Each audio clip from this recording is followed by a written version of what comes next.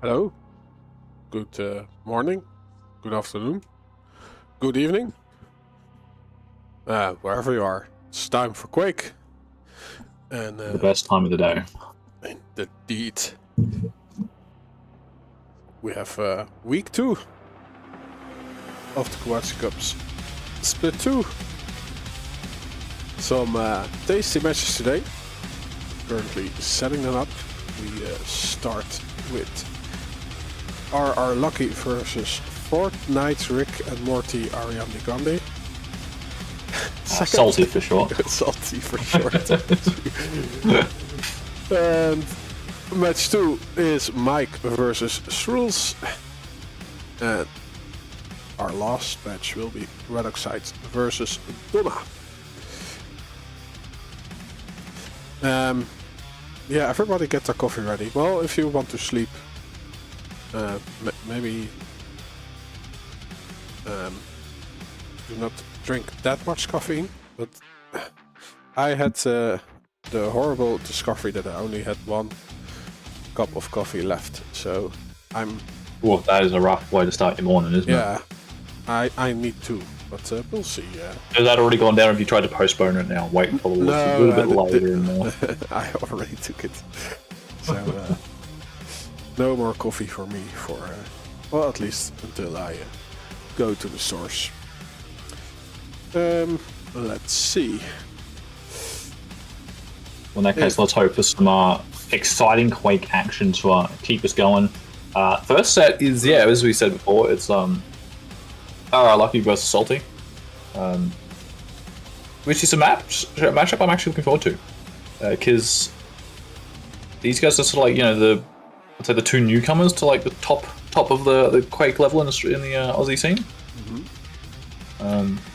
Both Lucky and Salty have been grinding it out, and you know, it's been working for them. It's been showing the improvements have been coming along. You know, it wasn't that long ago that Lucky was, you know, he was sort of high up there in Div 2, and now he's, you know, beating a bunch of these Div 1 guys, so...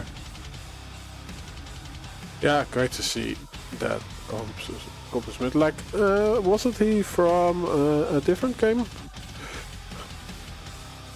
I believe... Yeah, I think you are... For some reason I'm thinking Overwatch, but I could be completely wrong. Yeah, I think it was a game from maybe Valve. Counter-Strike or something, or... Like with the like basically Quake with the class system. TF2? Yeah, I think so. But maybe it was. Maybe it was. Let's see. So many options. But we'll start with time limit duel. And they still need to do their homework, I see. Also, they're talking about it in the chat here. They're trying to game each other through seeing who likes what, and you know, picks and bans. You know, it's an important stage, especially in these sort of top tier with these top tier players, right? If you get a player who, you know, really specializes in one map, right? You want to get rid of that, even if it's a map you enjoy. Salty bringing us out with the Blood Run ban, and Lucky following that up with Blood Covenant.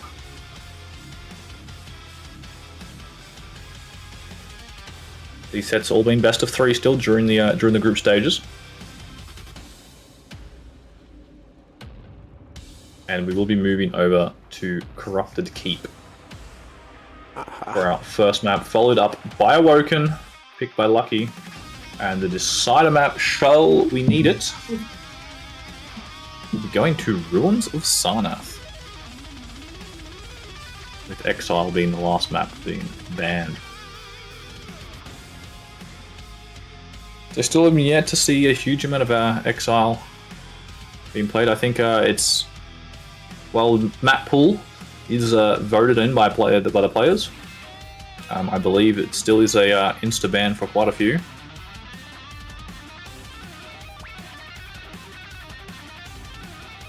Now, Salty here opting to ban the Visor. Very good choice, I think, playing against Lucky. Lucky really rates his aim in some of these matchups, and Visor is, you know, he's one of those champions who really excel allowing these aim-heavy players to play the game exactly how they want. So I do like seeing that ban come out. Lucky for CK. Opting to go here for the Shrug. And then we see the Ranger coming in on the other side.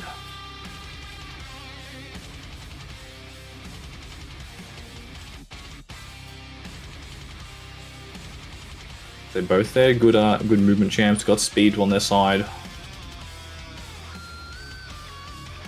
Oh, there we go. Nice. Thank you, Mike. Oh, well, I see we've just had an update there done to the interface.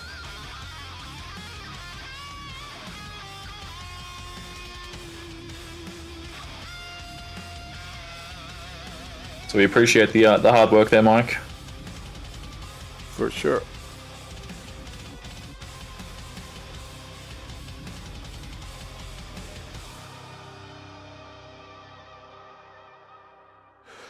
Let's see. I guess we are going to play on Sydney. Yes, all these maps. I think every game tonight, I believe, will all be Sydney service. That is, yes, they are. Yeah, nice.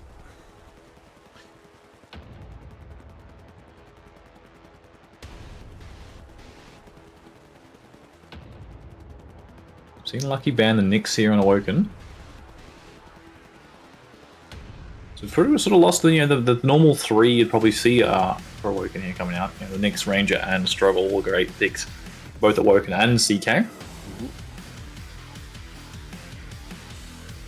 So whether or not we get something maybe like an Eisen here or a Doom.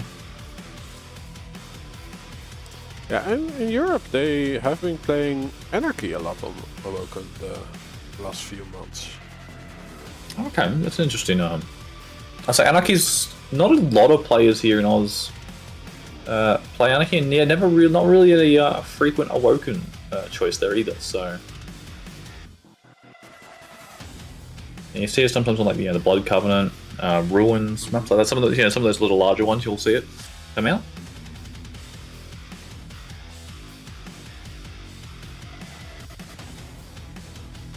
He's thinking hard. It is a chess game. It is. The game can be won or lost right here.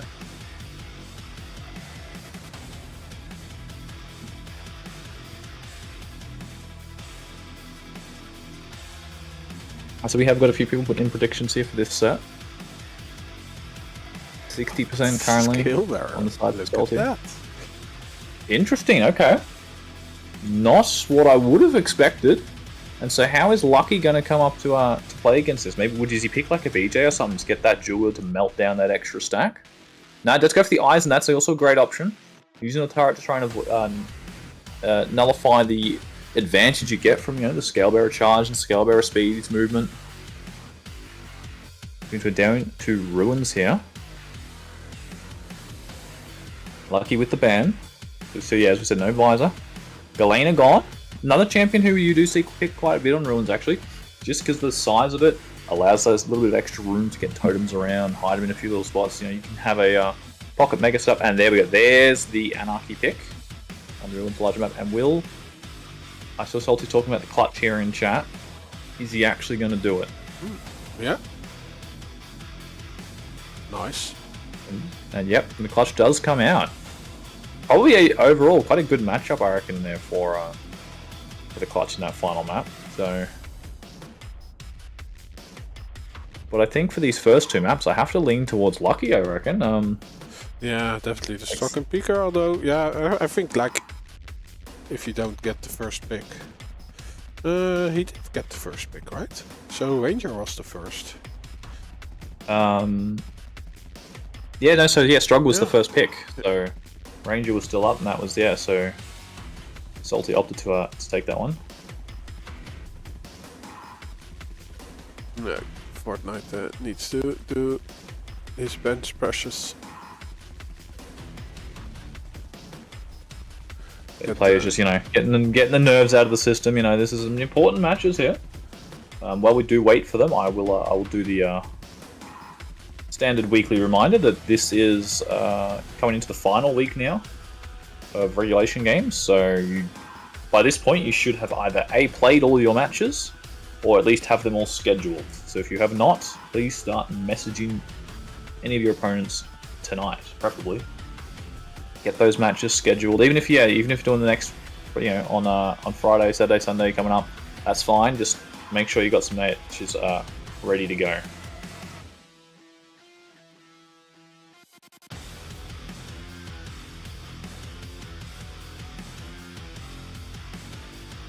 So Mike, yeah, I'm surprised by the clutch pick. Yeah, I know. I was not necessarily expecting clutch, but I suppose on a map, like I do like clutch on ruins. I think it does play quite well. Clutch is able to sort of move around the map, really quick pace.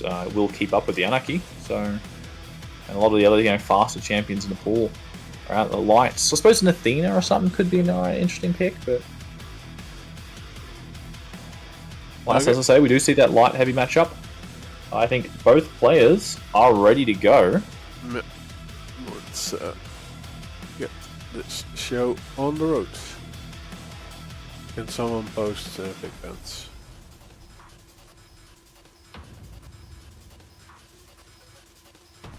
I will get us some big bands up.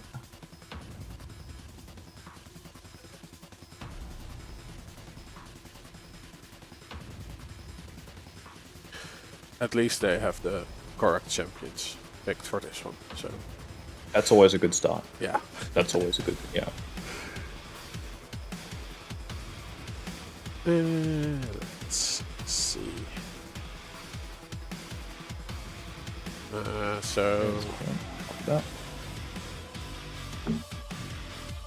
on Friday I had the Valentine's stream, and I still have the hearts ready to go. So. Good. It's close enough still, so I think that's fair. So here they are. On Quake and with laugh. We love it. We love it here. Bit of fun. Alright, let's kick us off. First map of the night. Let's start with Lucky. Yes. And he gets this heavy spawn and doesn't opt to pick up Shoddy immediately. Goes straight in for rockets and just wants to hold this position. Salty smart play from him. Doesn't opt to go straight in for that other armor. Pika comes out immediately, gets a little bit of damage off. Nail spam coming back from Salty. LG out.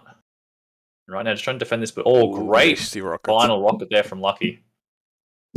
And by that, it allows him to win himself that LG. Has fallen off towards everybody. Here's the TP, so he's actually going to... Ooh, this could be good play here from Lucky. But Salty's fast enough to run straight through, but look at that machine gun damage.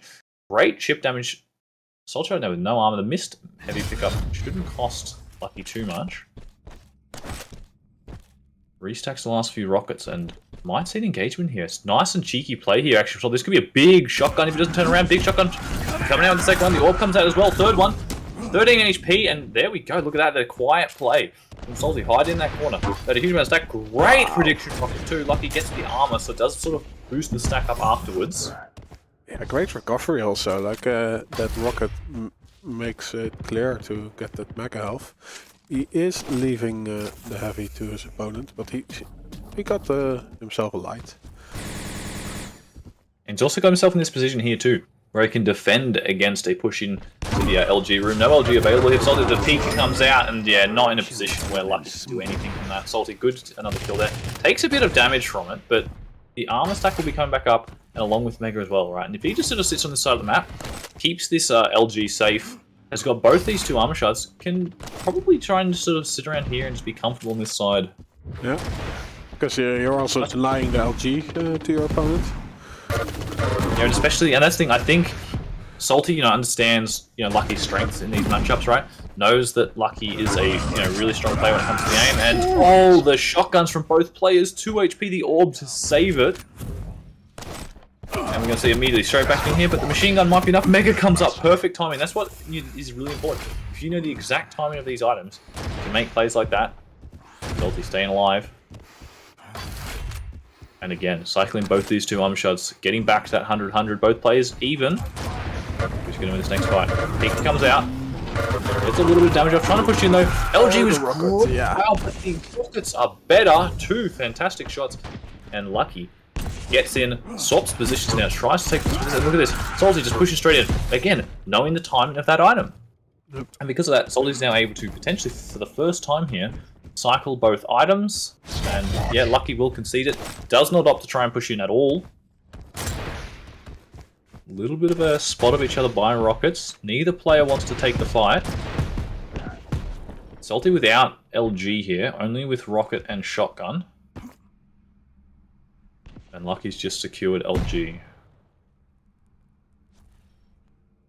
We've seen Salty do a lot of quiet play, just opting to listen out. Maybe making for hoping for a mistake coming out from Lucky, but Lucky's being careful. Doesn't want to get caught out by that shotgun and orb. Such a dangerous combination, especially on this map as well. And yeah, Ranger, you see it so many times. You know, shoddy orb, shoddy.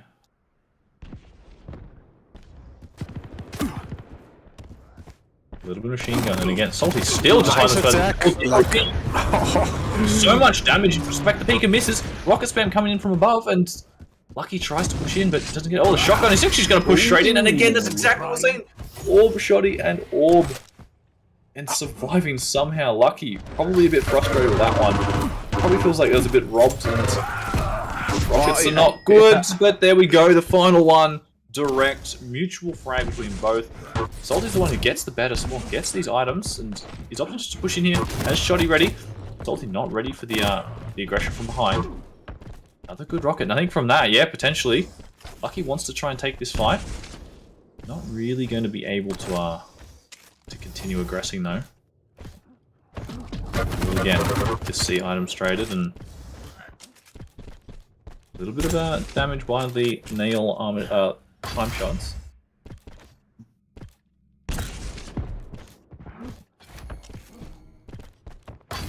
And Salty, you're seeing so much here where just not committing into these fights when you don't have to. And right now with the lead, you know, 4-2, we're halfway through this map. Sorry, 6-2, it's 4 frags to between them, is what I was trying to say. It doesn't really have to force anything. The Lucky's the one who's got the pressure on. Still heaps of time, right? This map, super easy to, you know, to chain some frags together. You get one good kill, get a clean kill, and then off spawn, you can sort of push that into another 2, another 3 kills easily. So, Salty can't just sort of like leave the map. And Lucky pushing aggression. And I like this, right? Put in a bit of delay now on that item. Oh, look at that orb shoddy straight up the top, and the LG coming out. Wow, what a play there from Salty, just playing so silently. Lucky had absolutely no idea that he was actually the prey in that situation, not the predator. LG is good. Pika comes out. Shotgun, good weapon to clear it. Yeah, not forcing into the situation where you don't need to.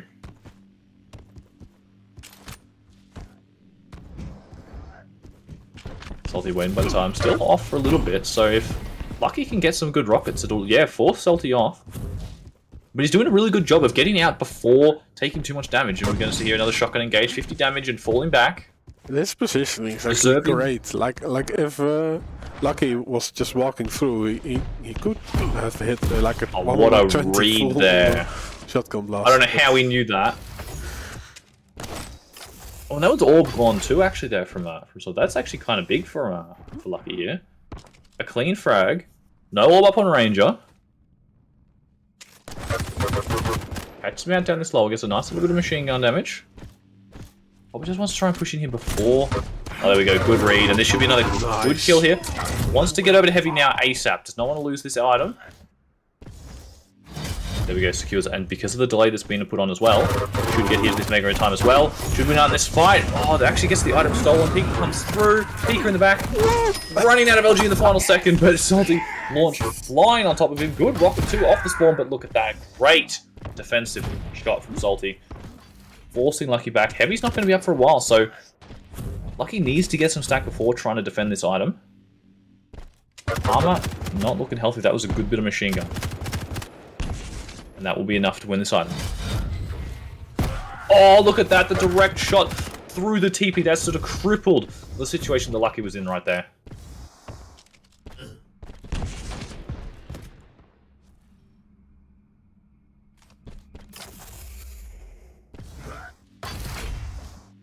Yeah, great composure from both players. Ooh, lucky does get a lot of LG into his body. Gets a little bit more machine gun off.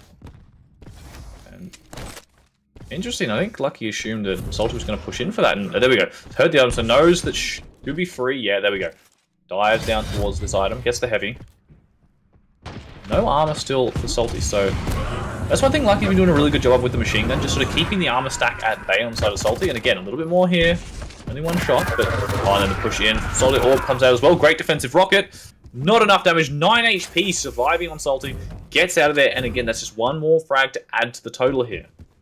Not healthy, only on 60. Gets caught out. This should be a free kill here for Salty. Sorry, for Lucky on Salty. He's trying to just get a little bit chip damage off. Both items synced, which really do work in Salty's favor. We've got about a minute and a half to go.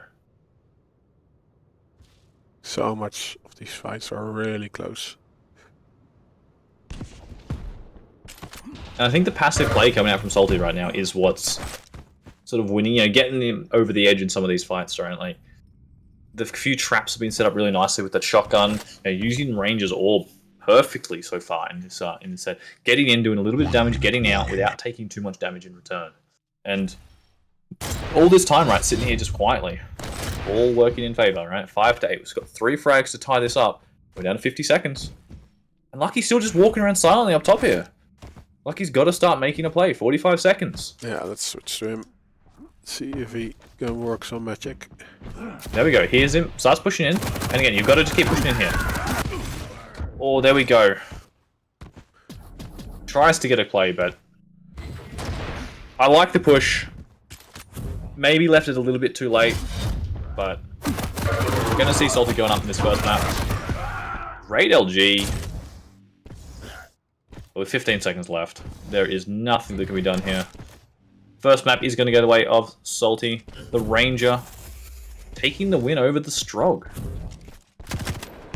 Yeah, Lucky was just a little bit too passive for the majority of this game.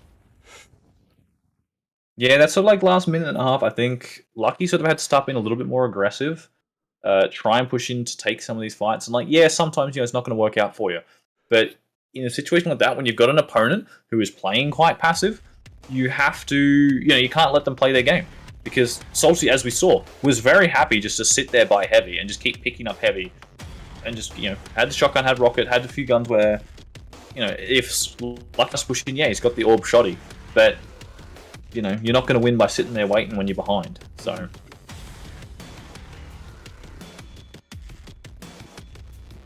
yeah, Salty also anyway. determined a lot of the pace. Like I think he decided when to go aggressive, and Lucky was just basically following his lead.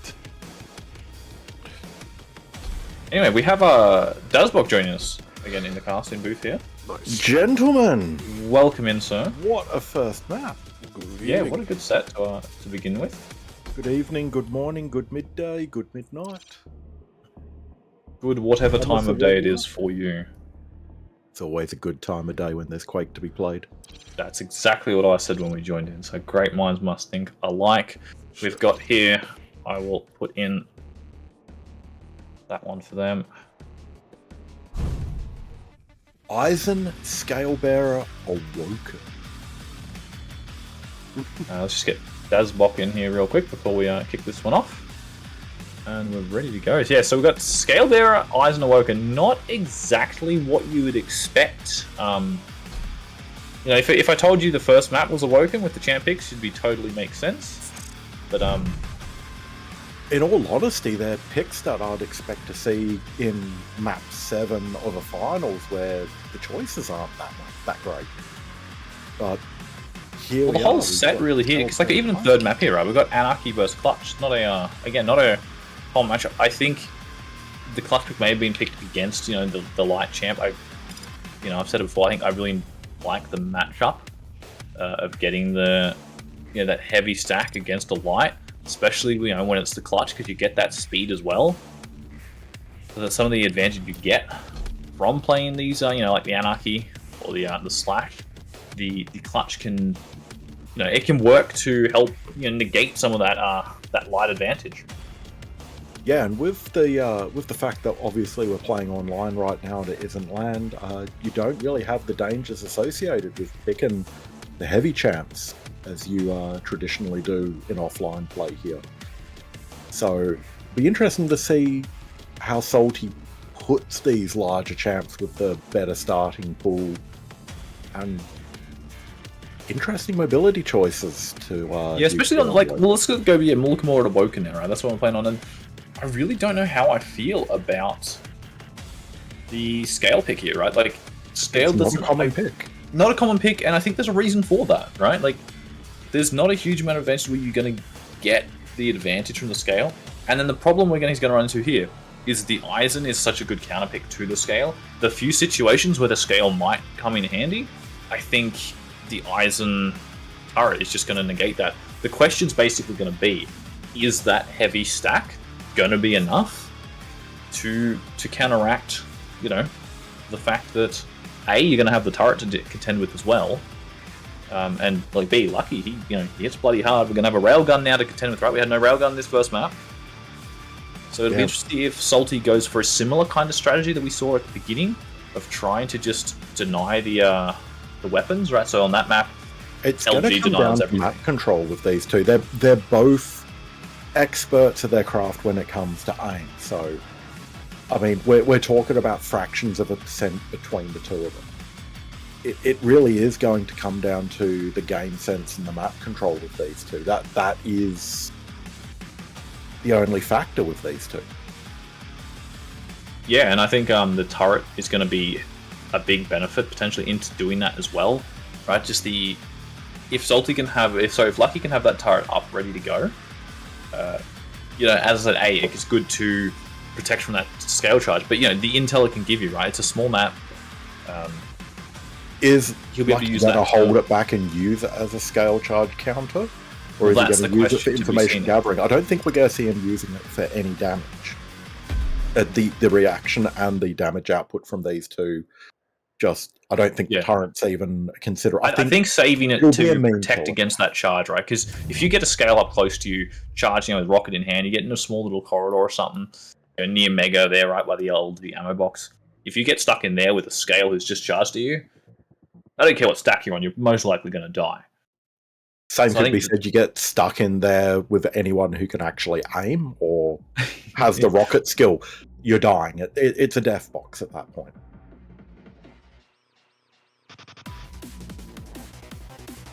But yeah, I'm kind of interested to see if we can start off following scale. I agree. I want to see how this goes. And I want to see what the thought process is behind this choice.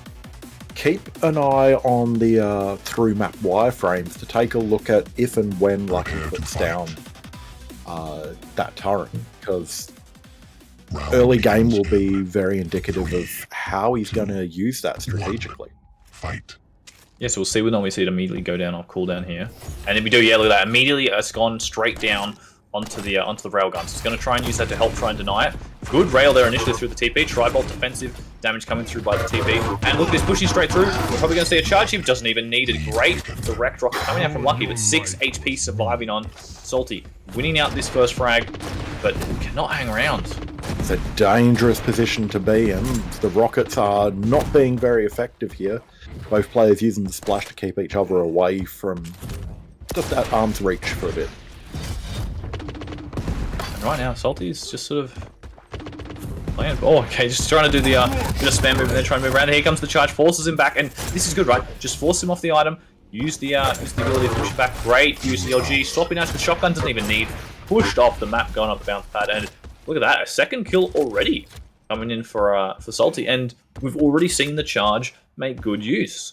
And Salty also, it's worth pointing out, Salty is in map control at the moment. He's the one with the timing and has set the times for both Heavy and Mega here. So Lucky's the one who's going to be fighting a bit harder for position. And we've seen here, look where the turret's placed. You can see it on the corner of the map just there, right? Up by this. And look how, I don't want to say that's useless, but it's pretty much useless, right? It doesn't do anything in that situation. At this level of play, Timmy's not doing much.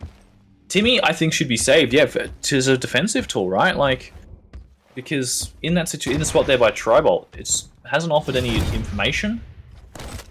Yeah, And right the now, only time I see Timmy giving away any damage is being caught unawares. 1, 2, 3 rails, see you later. We're not even 2 minutes in and Salty's up 3-0. It's quite an explosive start from him. we've also seen too that Salty is opting just to play this this other side of the map, right? It's not normally here. A little bit of damage there from Timmy, that's nice to see. But yeah, opting to play this side of the map here by rail. Every time, rotating between the rail room. I don't think Lucky has actually managed to get onto rail now for the last probably minute and a half of this map, since the very start. Since the first frag. And we hit the edge of the ledge there with that rocket, launched himself flying, but it's alright. This is finally going to be, there we go, Lucky's finally going to get this item. He's going to get punished for it though. Look at this, super aware. Salty got the charge ready if need be. I like the position there from Salty, knowing, sorry, from Lucky, knowing that Salty cannot use the charge over that gap. So really smart to do that. Turret comes out again. Know that the Mega was left up. Well, obviously not anymore, it's been taken by Salty. Which puts Salty in a much better position. He knows he can just get in, the charge comes out, pushes Lucky back, and there's another one on the board.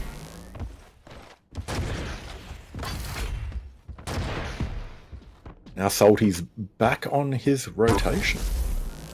Great rail. Followed up by a second one, and right now, yeah, Lucky just got to kind of bail. Can't even go for the armor down there. It's good to see. Running over the other side of the map means that Salty will be able to take that as well. Not going to be a huge amount up for Lucky. And I think Lucky's potentially just thinking about trying to steal this heavy. And yeah, Salty's not going to let that happen. You can't just drop down railable. No.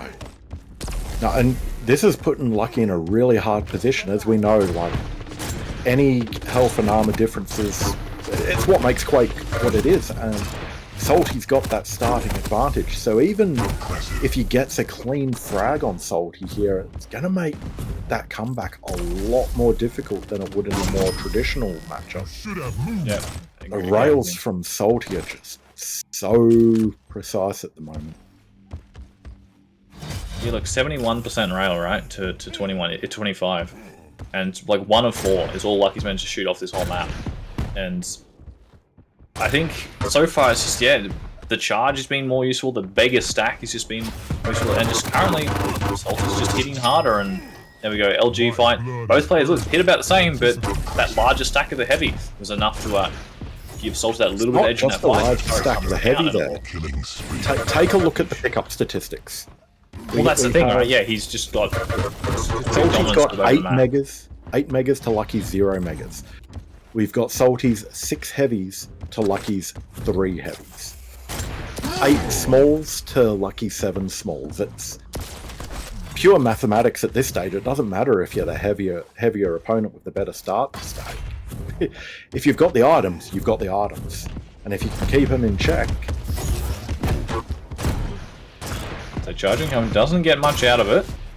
And this is Lucky's chance to get this kill here. 5 minutes in. 5-minute warning. Rail not connecting, and good damage just constantly coming back from Salty here. And Lucky needs to start hitting some more of these shots. This is really uncharacteristic from him, right? These missed rails. Especially against a heavy too. Like a big champ, it's big hitbox. You should be hitting these shots. He's probably got stream open and is hearing our criticisms, putting him off his game. But we could see if he is here, that should give him energy to keep going. You know, we want to see a third map. We all want to see this final one. So here we go. He's chasing with the LG there. The shaft's coming out. It's tickling away at Salty's back. And there we go. There's a shot. That's what we want to see. Relatively clean as well, but that's not going to mean conversions are going to come easy for Lucky here. Oh, especially after this really unfortunate situation to get pushed off the edge there. Charge comes out and the suicide force. The turret got thrown out just early in that fight. And it fell down the edge and it just offered absolutely nothing in that fight. Turret so far has just needs been... to be so perfect. Yeah. So far I just think this turret just really isn't doing anything to help in these fights. And great rail there. Assault's trying to fade away. Put him railable again. Yeah, at this point in time, he may as well be playing. He may as well be playing abilities disabled for all the years he's been. Yeah. Offensive rockets. And read on those rockets.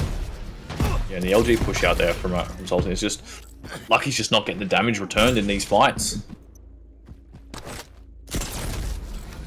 And it's as we said as well, like he got his last kill relatively clean, but Salty straight off a spawn, all he needed was a weapon and it was in there. And look at that, so he's just not missing, right? He's just not missing a shot. Still 60%. Someone check his task manager. We've got a word.exe open, I think, in the background. Another nice fadeaway rail. Like.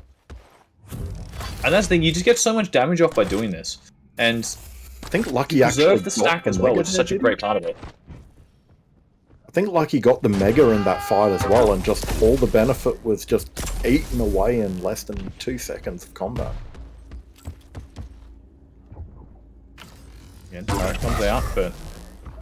And I was going to say Salty performed, say, Neo there, but I don't think he was even born when that movie came out. It's just reading for those rails and keeping Lucky away absolutely perfect.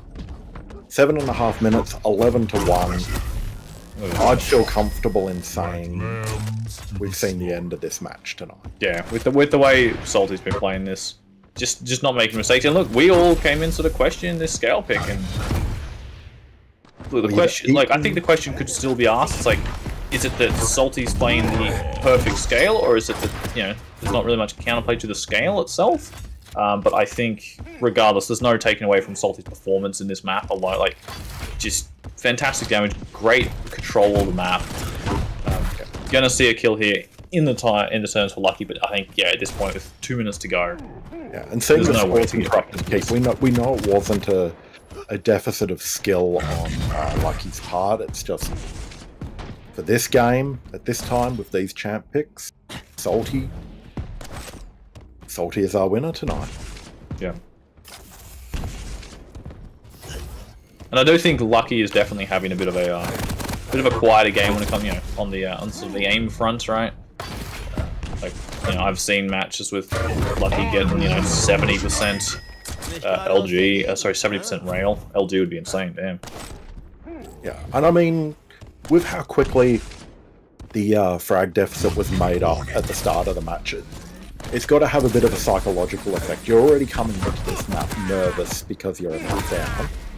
And then when your opponent just opens up 5 frags in 3 minutes on you, it's going to make you play differently. It's going to affect your thinking when it comes to aiming and positioning and battle choices. And yeah, it's what we've seen. Yeah, and as I think, just, yeah, overall, just a, you know, really well played match by Salty, and you know, Lucky sort of getting a little bit of a momentum going here, but unfortunately too little, too late. You know, if this was the case, you know, 5 minutes in, it was only like sort of 8 frags maybe in the time for Salty, then yeah, I could see this working. Even at the 7-minute mark, it could have possibly been a comeback, but yeah, as you said, too little, too late. And Salty locks us in there with the final frag. The GGs come out, and winner of the first game tonight, good old Salty. Salty with a 2-0. Not what I would have... Yeah, again, I thought this was going to be a bit closer to set. I feel like this, you know, on another night, this could have potentially gone a different way. I've seen more Lucky, like we've seen on stream before, right?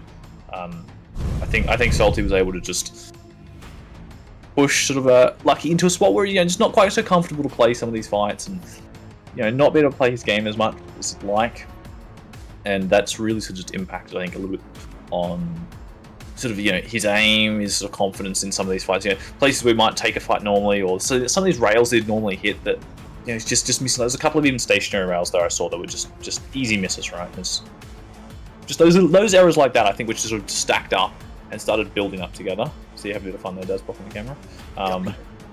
To see myself, I've got to act up to it a little bit. But yeah, so, you know, still a good set. I think when it comes to finals, I think it still could go either way, you know, if we see these guys again. But yeah, no, full credit to Salty there. Really well played. Looking sharp, looking good. Playing to win. What our next game is going to be, Yeah, so next up we've got Mike v Shrulez. Oh, Mike v Shrulez. Now that is Yeah, this that is is a game to get excited about. Yeah, this is actually because we've got Shrulez who's been like playing really, really well recently. You know, he's hitting his shots. He's playing as smart as ever. So I think we're still going to see good play for Shrulez. And then Mike is just like one of those players who, Mike could just like bugger off for like 2 years. I think if he came back and played, he would still be exactly the same as good as he was the day he left. He just doesn't seem to get worse or anything. Like he's always consistently great. What you're saying is Team Clump is an amalgamation of hard work versus talent. Because that's the other part that makes this match so interesting. They're such good mates, they're such good teammates. The riffing off of each other, there's going to be shit talking before and after this match that we can only dream about. I think Shrulez is going to be too polite. Shrulez is not a shit talk. He's too nice. As much as we love to see it. I don't think we'll see it publicly, but we're going to be. Yeah, it's just these two knowing, if you've been around the Quake community, you've seen these two in the Discords. You've played games with him. You've probably been invited to play 2s, 4s, something weird. So if you've ever played any SAC or you've been in the voice chat, I can guarantee you Shrulez has been in it. If you're in the Southern Hemisphere around our corner of the world, you've been on voice chat with these two, and just seeing these two in a game together, regardless of whether it's a KDC game or... I don't think we've actually seen these guys play against each other much now that I think about it, in tournament fashion, so... They're both going to be bringing their A game. They're both going to be bringing the excuses when either of them lose, but they're both going to be bringing their A game. So who's going to have the better excuses when it's... I'm jumping in to look up what the map picks here are. Where are we? Just trying to find it now. This is Division 2, correct? Division 4. No, these guys, they're up and coming. Oh, yeah. They'll get there soon. Now, all matches tonight are all top Division 1 games. Picks and bans, I believe, are just starting now. First ban coming out from Shrulez. Alright. So we've got... No ruins, no blood run. You can tell these guys are not wanting to keep it old school. I say Blood Run, I am not surprised. I honestly thought there was more of a ban actually coming out from Shrulez, but maybe he knows that Mike's not going to like it, so lets Mike ban and gets out a different map in the pool. To be honest, I'm not surprised by I'm not surprised by any of these bans. Yeah, I think classic, we're going to see it. Shrulez, Gauntlet Playground, Vale, of course that's going to be there. But Ruins, Blood Run, and Blood Covenant, of course those are going to get banned. They're the maps that just stick around like a bad smell. Yeah, they're good, but they just get played to death, and these guys here like keeping life interesting. Ooh, look at that, an Exile coming out for the final map. Alright, we have to get to the final map. I want to see an Exile. Normally we see it get banned pretty much instantly. This could be an option to finally get into it. Yeah, so we've got Vale, Awoken, Exile. Ranger's gone. Yeah, interesting there for Shrulez. Getting rid of the Ranger immediately, just doesn't even want to bother about it. Mike will have this first pick here on Vale. Does mean he can potentially try to take something away from Shrulez, but Shrulez's got so many champs on this map. It's always a map that scares me when playing against him. Well, I was going to say, what champ is Shrulez not good at on this map? Well, that's the thing. He could pick a Strog. He could probably pick a Sorg. He could pick a Scale, Keel. I wouldn't be surprised if we saw him picking Keel. Sorlag. And Sorlag from Mike, actually. Okay. Opting for a bit more of a faster pace, bigger stack, and what are we going to see in retaliation? Come on, give us a Scale or something. That'd be fun. Strog. Opts for the Strog. Smart choice. All right. Has the Destroyant there to get rid of that acid proc if Mike does hit with that. We know Mike's going to be hitting. We know he's going to be hitting hard. Now for Awoken, this is another, just like Vale, both of these guys could pick anything, and we're probably going to get an entertaining game. Do you think we're going to get something as crazy as, like, you know, like Scale and Eisen though on Awoken? Like, we've already got no Ranger and no Strog. Again, same as the previous set. There's nothing for either of them. Who would pick those champs? I know, right? That's a weird option. I was just going to throw out 2 random champs, you know.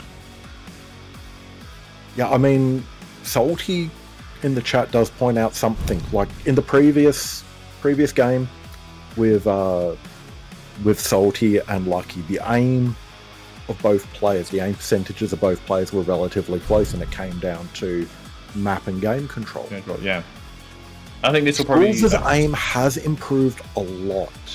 And I think that would mean that Mike could still that little bit more. I think I would give the edge to Mike, but I think... If we're talking pure aim. Pure aim, yeah. Mike, I think I would give the edge to, especially getting the visor there on Awoken, you know, that's going to be good for him. Against the Doom... Both of these guys are... The mental game is strong with both of them. Scale Bearer on Exile from Mike. Yeah, so the BJ ban for Shrulez. What's Shrulez going to pick it? Well, the Eisen is available. I reckon we probably pick a Athena or something. Yeah, come on, do something, just something weird. But no, I think it'll be an Eisen, I reckon, coming out from... I think Eisen does work quite well on Exile.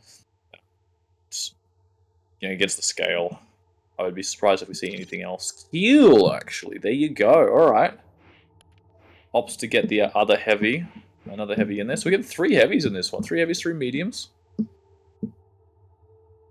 Yeah, I was going to say, the only light that was removed was Nyx, which for both of them is a smart removal, I think. Was it that Mike actually opts to ban the Nyx? Because I don't think Shrulez really picks Nyx that often, so... I was going to say, Shrulez banning BJ on Exile kind of lets me know that he knew a heavy was going to get picked. Yeah, I think he was planning on, hopefully getting a heavy in. But then, I think when Mike saw that too, that potentially opened the floodgates to allow another heavy to get played. And I think that's probably why we've ended up with heavy v heavy on that map. Because, so there's still plenty of options available. Yeah. So, Vale. Shrulez on Strog. Mike on Sorlag. Even though this is Shrulez's map and we know how strong Shrulez is on it, just that starting stack combined with the raw aim ability of Mike, I'm leaning a little bit more towards favouring Mike on this one. Yeah, honestly, I do not know who to lean towards for this first map. I mean, I'm going to have to give this to Shrulez just because, like, this is Shrulez's playground, right? He plays this map so well. Sometimes it can be a bit stupid the way he plays it, through the TP shenanigans. You don't know who's going where. And, I think Mikey's going to probably be wise to that, right? These guys have played enough. I think Mike's going to be expecting, so we might not see... Don't be surprised if we don't see a gauntlet, I'm afraid to say, Char. I do not think there'll be a gauntlet frag this time. Put it this way, if Shrulez wins tonight, I petition that we change Vale of Naf to be Vale of Shrulez. Yes, alright. I can work with that. Permanently. For KDC. And anyone who forgets that has to drop him to give us 10. And then they have to play a round of on Vale. Vale of Shrulez. Vale of Shrulez, exactly right. We start off with Shrulez, the current master of Vale. Yeah, alright, let's do it. Let's start off in Shrulez. 1. Fight. And he's got this heavy side spawn. Go up there, he'll probably pick up machine gun, but no, goes to the other side, gets nailed, which is probably a smarter choice, actually gets against this heavy. Now it's going to be quite effective. And now he's going to want to try and get inside where Mike's going to be trying to defend, pushes straight in, Spit comes out, and a huge amount of nail damage comes out. Mike surviving 25 HP. How did he survive that? I think it was a bit aggressive there from Shrulez, really pushing into that. Just with nail peak comes out, nice rocket there from Mike, takes it away. Do you think he was going for the Pika then, or do you think it was just... I don't think he was. I think it was pure luck, honestly. I think he was just taking a spam rocket, hoping he'd hit Shrulez and just hit the Pika instead. And both players will just trade their items back out again. And Mike playing quite a slow, quiet game here. And I don't think, if he just peeked a little bit further, Shrulez probably would have seen that. He's got the respect for Shrulez here. I don't think you have to run. Here we go. The engagement up top and big damage coming out from Shrulez. Shrulez actually comes out in that quite heavy. He's in a spot where he could play aggressive off this one. Gets both those two 25s and the armor shots. He was on 100-100, and Mike's just sitting there waiting on the arm. He does steal it, but takes a rail for it, so it doesn't really gain a huge amount of spawn. Shrulez gets negative. All things considered, that was a relatively clean frag on this map. Yeah, especially considering how scrappy it sort of looked. Great read from Shrulez, sitting there with the rail. It gets another shot. Now, Mike, there's not going to be any armor on this side here for him. The question is now, is Shrulez going to be able to keep some aggression on here?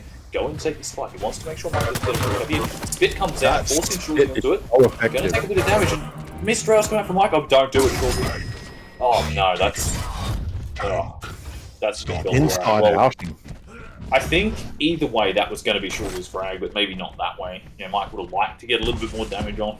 Mike's still on this item, and I like the rocket from beneath actually, just kind of like throw Mike off a little bit, and then sort of like, you know, he has to start moving around a little bit and then push through a TP. Doesn't get a huge amount. You can tell the nerves of this match are affecting Shrulez. We saw a fair bit of noodle LG from him just before. That's right, he's just warming up. He's allowed to do a bit of noodle LG. Good rail there from Mike. He takes that. Shrulez, in fact, Shrulez didn't even opt to use that LG in that fight. Mike pushing through TP. LG coming out. Changing of items. Nice shot there. Right now, Mike, even though Mike did take both items, Shrulez has done a really good job of keeping his stack down. Like, look, there's no overstack at all on the side of Mike, and so stack's pretty much even. Spit's coming out. Oh, what a great! Oh, he got it. Yeah. Mike, with that tick going, he knows exactly where he needs to go. But Shrulez just slips out of there before Mike can capitalize on the knowledge of where he went. I do like the decisive play there from Shrulez. He immediately just thinks to himself, alright, I've got this asset on me. Don't want to take this fight. Keep taking a look. Beautiful drop down. Takes the rocket now. Mike is in a real bad spot. Another rocket here. Shrulez should get this kill. Especially after RL. Like, picking no Mike. RL gonna never get a beautiful shot from Shrulez to finish now. Getting a third frag on the board. 3 minutes in. 3-1. And look at this. Good read here. Mike trying to push in and get LG. Shrulez ready for it. Actually, both players just running past each other without any damage coming out from the side. Mike again, I think we're going to see go up this jump pad. Good rocket pushing him back, but Shrulez is going to be able to take that item. He's not going to be able to contest Mega in time though. Yeah, Mike with the rockets from above. Mike's just going to drop. He knows he needs to do something. No, he's away. And, bit of a aggressive play, I think, there from Mike that he really didn't need to do, because after he stole that Mega, he was in a decent spot. He had some weapons. But, he's getting that spit out nice and frequently as well. Meetings of the minds up the top at Shrulez. He settled down that aim. It's no longer noodly. And that was actually gets out of there quite well. 2 rockets completely miss. Mike without the confidence to drop on him though, and Shrulez comes out of that pretty... I'm just going to say this quickly here. We've got Shrulez right now with 31% LG and 60% rail. Like, this is what we've been talking about, right? Like, Shrulez, when he starts hitting his shots, he's a force to be reckoned with. And right now, I don't think anyone would be like playing against this Shrulez on Vale. We're going to see some more TP bullshit, I think. And look at that, Mike's not ready for it. Shrulez almost getting caught out there with that. Mike knows what the players do, and he gets himself in there, but it's not going to help him as Shrulez's shaft is just as strong as we've seen it all season. The Pika caught on the ledge a little bit, but can only compliment the man so much. The rocket's bouncing him around. Mike surviving 20 HP, gets a little bit more stack in that rocket room, but... And that's the condition you want to leave a sore lag in after a fight like that with a matchup like this. Mike's stuck on 45-70. Shrulez is going to be in a strong position next time they come to blows. The LG tickles again. Perfect mega pickup from Mike there. It keeps him alive, but not in a fantastic position. He's having to hover up some of these resources he would want mid-battle, and the gap's closing. Yeah, 2 frags. We're halfway through this map now already. And I think, unfortunately, yeah, for Shrulez, he just made a little bit of this, a mistiming of the island. I think he had both the wrong ones. And that meant that Mike was able to go through, get heavy for free, and steal Mega away. Finally, there we go. Shrulez, though, taking it back, and good defensive damage again. Coming from that shot, and that rail. Beautiful peek there from him as he comes around the corner, and Mike tripled it. Shrulez ready for all the risky jump, and he gets the rail off. Peek comes out, and immediately just throws it away. Shrulez just wise to back off there. Very little hit from the LG was nice, but great fadeaway rail from Mike forward, keeping the pressure on Shrulez in this fight. Not allowing him to build up too much of a stack. He will be able to get this heavy. Mike good play they're using this pitch, forcing Shrulez off. It's Mega catching Shrulez with rail out. Right, that Shrulez doesn't want. It's not connecting. Shrulez in a dangerous position here. He's going to want to get away. One more rail and Mike's going to drop it to a 1 frag difference. He's chasing. He can taste it. Rocket through the grates. Fantastic. Shrulez tries to catch him out. A mutual exchange keeps that 2 frag lead. Yeah, maybe a little bit too greedy there for Mike, trying to push through on the fight. Getting Mega as well now, Shrulez. How's the position on the This fight off the spawn favours Mike the most, but the Mega is a great equaliser in this instance.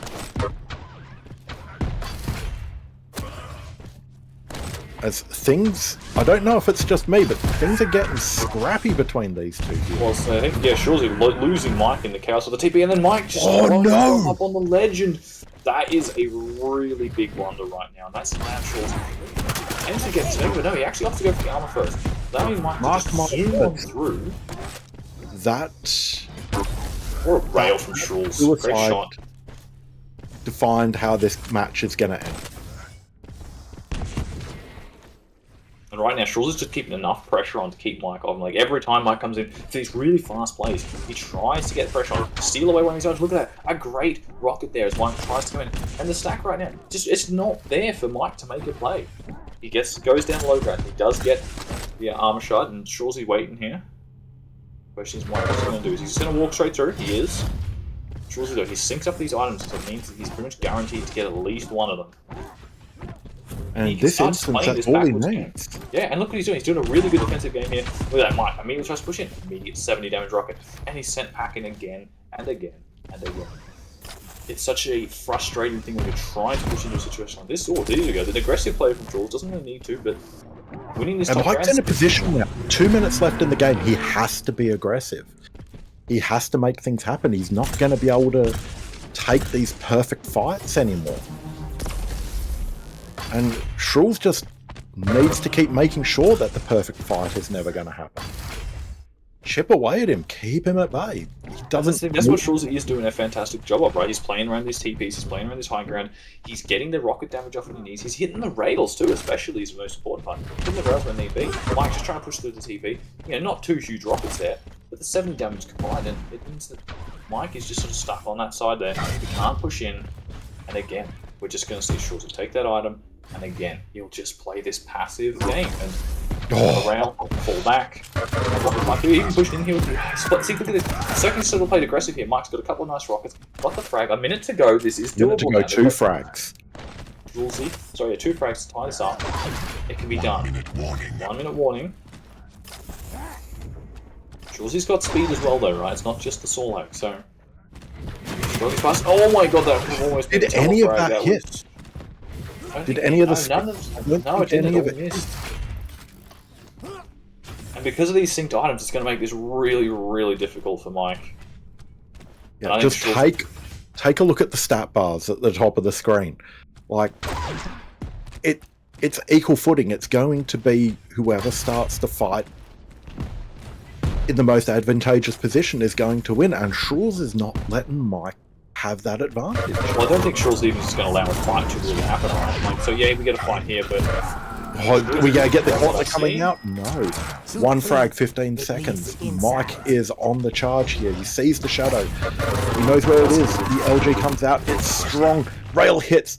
Shrulez manages to make sure that first map, Veil of Shrulez, goes his way.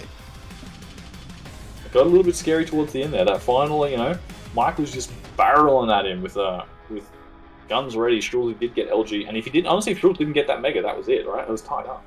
But unfortunately, that Mega was sitting there ready for him to go. Look at these stats. Both players on 30% LG. Both players, okay, rail. 50% rail to Shrulez, 37 to Mike. The rocket hit, fantastic. No gauntlet, obviously, but the stack was essentially even. The aim was essentially even. That all came down to just positioning and map knowledge, and it was a true gem to watch from both sides.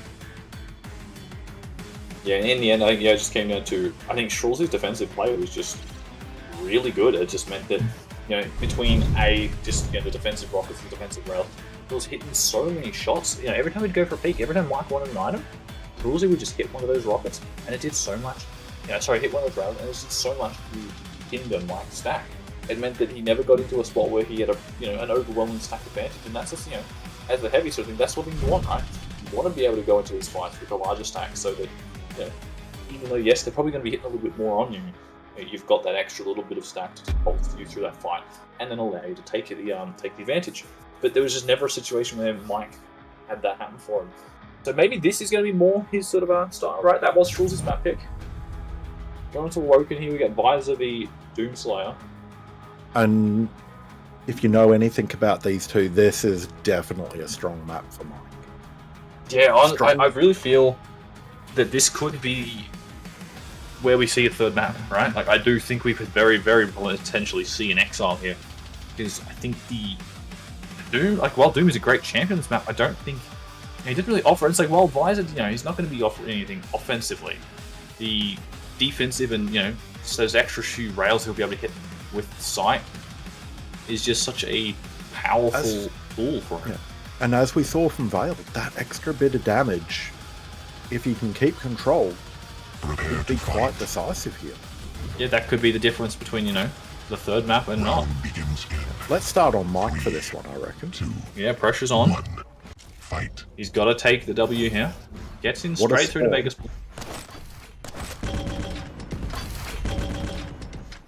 Robot through the TPD, and we immediately see a sight come out. We're going to see probably a lot of sight usage, because there'll be a lot of these time. Vials come up, the sight will have caught, Shrulez go up at high ground. Quite a reserved start from both players. Bit of spam going out, not a lot of connections happening. I think we're going to find the situation again. Yeah, when neither player really wants to get into the situation that puts them on the back foot. I don't think either player wants to. They saw how well their defensive play was in the previous map, so I don't think there's going to be much of a chance for. Oh, here we go. Coming through the Oh, great defensive shot, and then Shrulez is going into the punch, but Mike just far enough back. He's able to get that kill. LG swap. And whilst it wasn't a clean frag, so to speak, Mike came out of that in relatively good position. And know that he's stacked up immediately, so he's back to 100, and Shrulez is jumping up top, which I think shoddy there, that was, and it's just... Shotgun rails are just hitting like crazy for Mike right now. He's probably thinking to himself, where was this last map? Unfortunately, the self-damage is not left from Mike's side either, so... You're not playing Ranger, mate. Shrulez is hiding in this T position, and oh, look at that, a beautiful play from Shrulez. Hiding in an up position there. That was Sixth Sense in a style. He heard the rocket jump, knew exactly what play Mike would be doing. And Mike just didn't have the stack to do it. Well, the rockets there from Mike are nice, but he's so low, and the question is, can Shrulez actually finish this? And Mike's still aggressing, and he's getting the damage off Shrulez. They're forced to go back when Mike's left on 1 HP. Shrulez is going to be the one who gets these items to this side of the map. And Mega will be Shrulez. Mike doesn't want to keep fighting in this spot. Weird conservative plays from both players. The unconventional is happening even here. See, both players 100 here, and Shrulez keeping pressure here against Mike. Doesn't want him to let him get out of there, and look at that, that's exactly why. A huge amount of damage. 180 damage coming out. Mike left on 25. Mega with the respect not to go. Some. Yeah. Not following up that kill. Able to finish off Mike though at the heavy. Best part was too before the heavy as well. I don't think Shrulez is gonna be too disappointed by that missed spawn rail, right? He's got the items, he's got the control now for him. He's got this cycle potentially starting up now as well. LG, surprise LG from Mike, just not hitting like you'd hope it would. Little tickle of Tribolt there. Here's the TP is going to come through. Yep, LG out.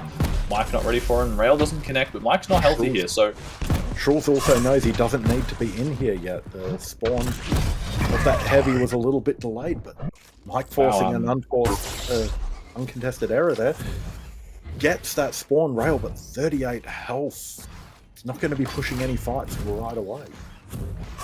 Both players are back in unfavorable positions. The LG from Mike is just too strong. He gets the Mega for himself. And just like that, he is now in the driver's seat of this match.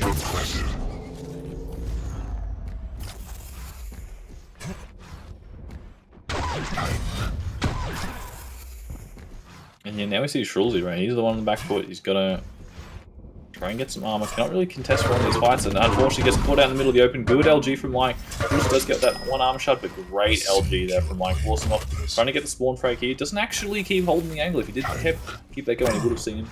However, Mike just didn't want to risk losing Mega in case Shrulez went running for it, so smart play from him overall. Pushing it again for the aggression here, knowing Shrulez doesn't have the weaponry or the stack to fight this. Another kill coming out from Mike, getting ready with the rail. Ooh, the jump from the Doom. Just getting over that at the last second. Nice little nail jump. Cross over the other side of the map to get to Mega faster. And immediate aggression back on Shrulez. For the first time in 2 maps, we've actually seen a player take decisive map control. On Vale, it was constantly, the items were pretty much shared between the 2 of them. Now, Mike has the lock on the items, he's got the lock on position, and he's able to work it the way he wants. Yeah, and the difference is, I think, between these 2 maps right now is that just Shrulez isn't able to get the damage off. Oh, look at that, a beautiful rocket as he goes on the bounce, but launches Mike flying into the air. And the LG was good enough, and he gets that kill. And not only does he get that kill, look at his stat afterwards. He's healthy too. Like, he can keep fighting this right now. It's still 10 seconds before this heavy armor comes up. And you're going to oh my god, Mike with the mid-air rocket though. Coming Beautiful. out of it smelling like roses. And good kill there from Shrulez again as well, killing moments before that heavy spawns. Ready with the LG. Mike just peeks it. Speaking of clean, Mike has a pretty clean entrance there with the LG, but From the grave. Shrulez gets 2 direct rockets, but Mike does get the spawn, right? So he gets he gets full weapons immediately off spawn and a Mega. yeah, and I don't think the heavy's not even in contention at the moment, although Shrulez will be picking that up. But take a look at those stacks. Mike is just in such a good position. Question is, can Shrulez get a good speed off? And a look at that, immediately missed midi. That would have been a 6 shot. Shrulez doing a great job to catch Mike out. The fact that there was a mutual, right, is such a big win for Shrulez, especially considering he got that spawn as well, right? So that's a huge win for Shrulez in that situation, and now he can keep aggressing on Mike. Rockets raining from above, Ray's in the position to take this here. Shrulez, I love the aggression still coming out. He knows Mike's low. Good shots from Mike. Good amount of damage. He's actually going to leave out for the heavy and let that go towards Mike. But actually, Mike is pushing the aggression onto Shrulez. He thinks it's probably a bit lower than maybe he is. The LG from Shrulez is coming out. And Mike's going to fall back. Probably sees this heavy now. He will. Both items are going to be now pretty much synced up for maybe the first time in this set, really, since, you know, pretty much the first rotation. Yeah, depending on the aggression coming off of the heavy, Mike has the ability to get the Mega back. Although Shrulez is going to... That LG is starting to become deadly from this kid. I say that. That felt like 100% LG from Mike there, just absolutely melting Shrulez into a puddle of nothing. Yeah, and that's 7-7 now. It's either player's game right now. Mike, the one who's going to have a bit of a stack advantage. Shrulez would like a little bit more armor. Oh, he's not going to catch him out here. Shrulez does not have the weapons to fight. This is a double jump. Get a bit of workout. Tri-bolt too. Look at that. Clean kill there from Mike. Shrulez just did not have the weapons to fight at that range.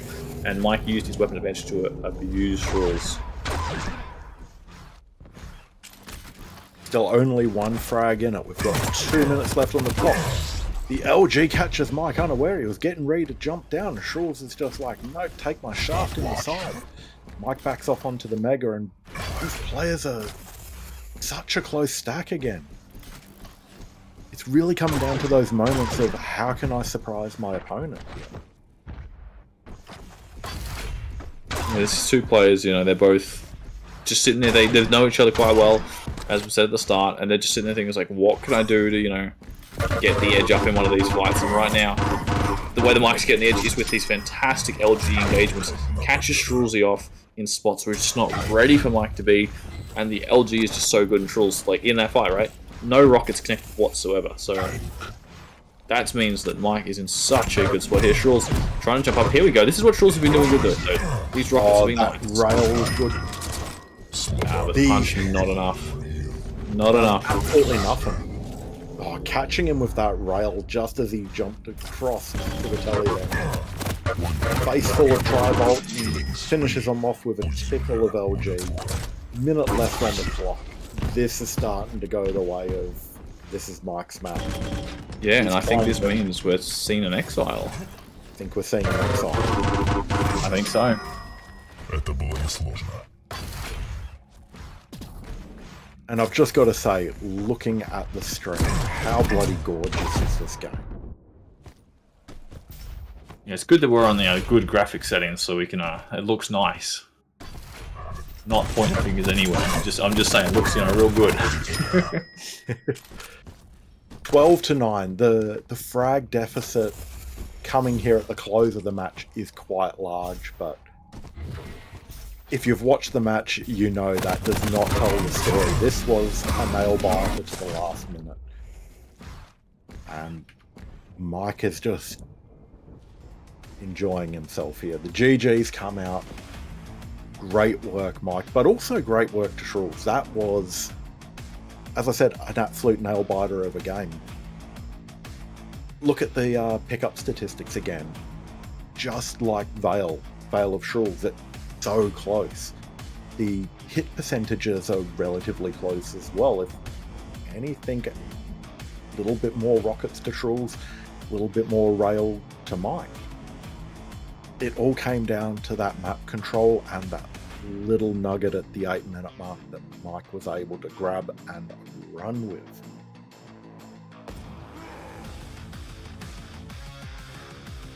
Why is my ears pinging?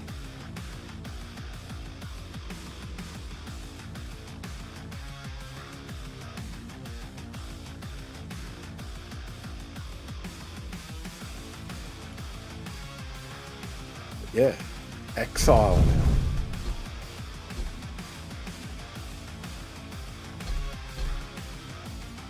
Fuzzy's had to disappear for a bit, so Don't worry, I have. oh no, he's back. Ready for this final map. I'm excited. I wasn't going to miss this for anything.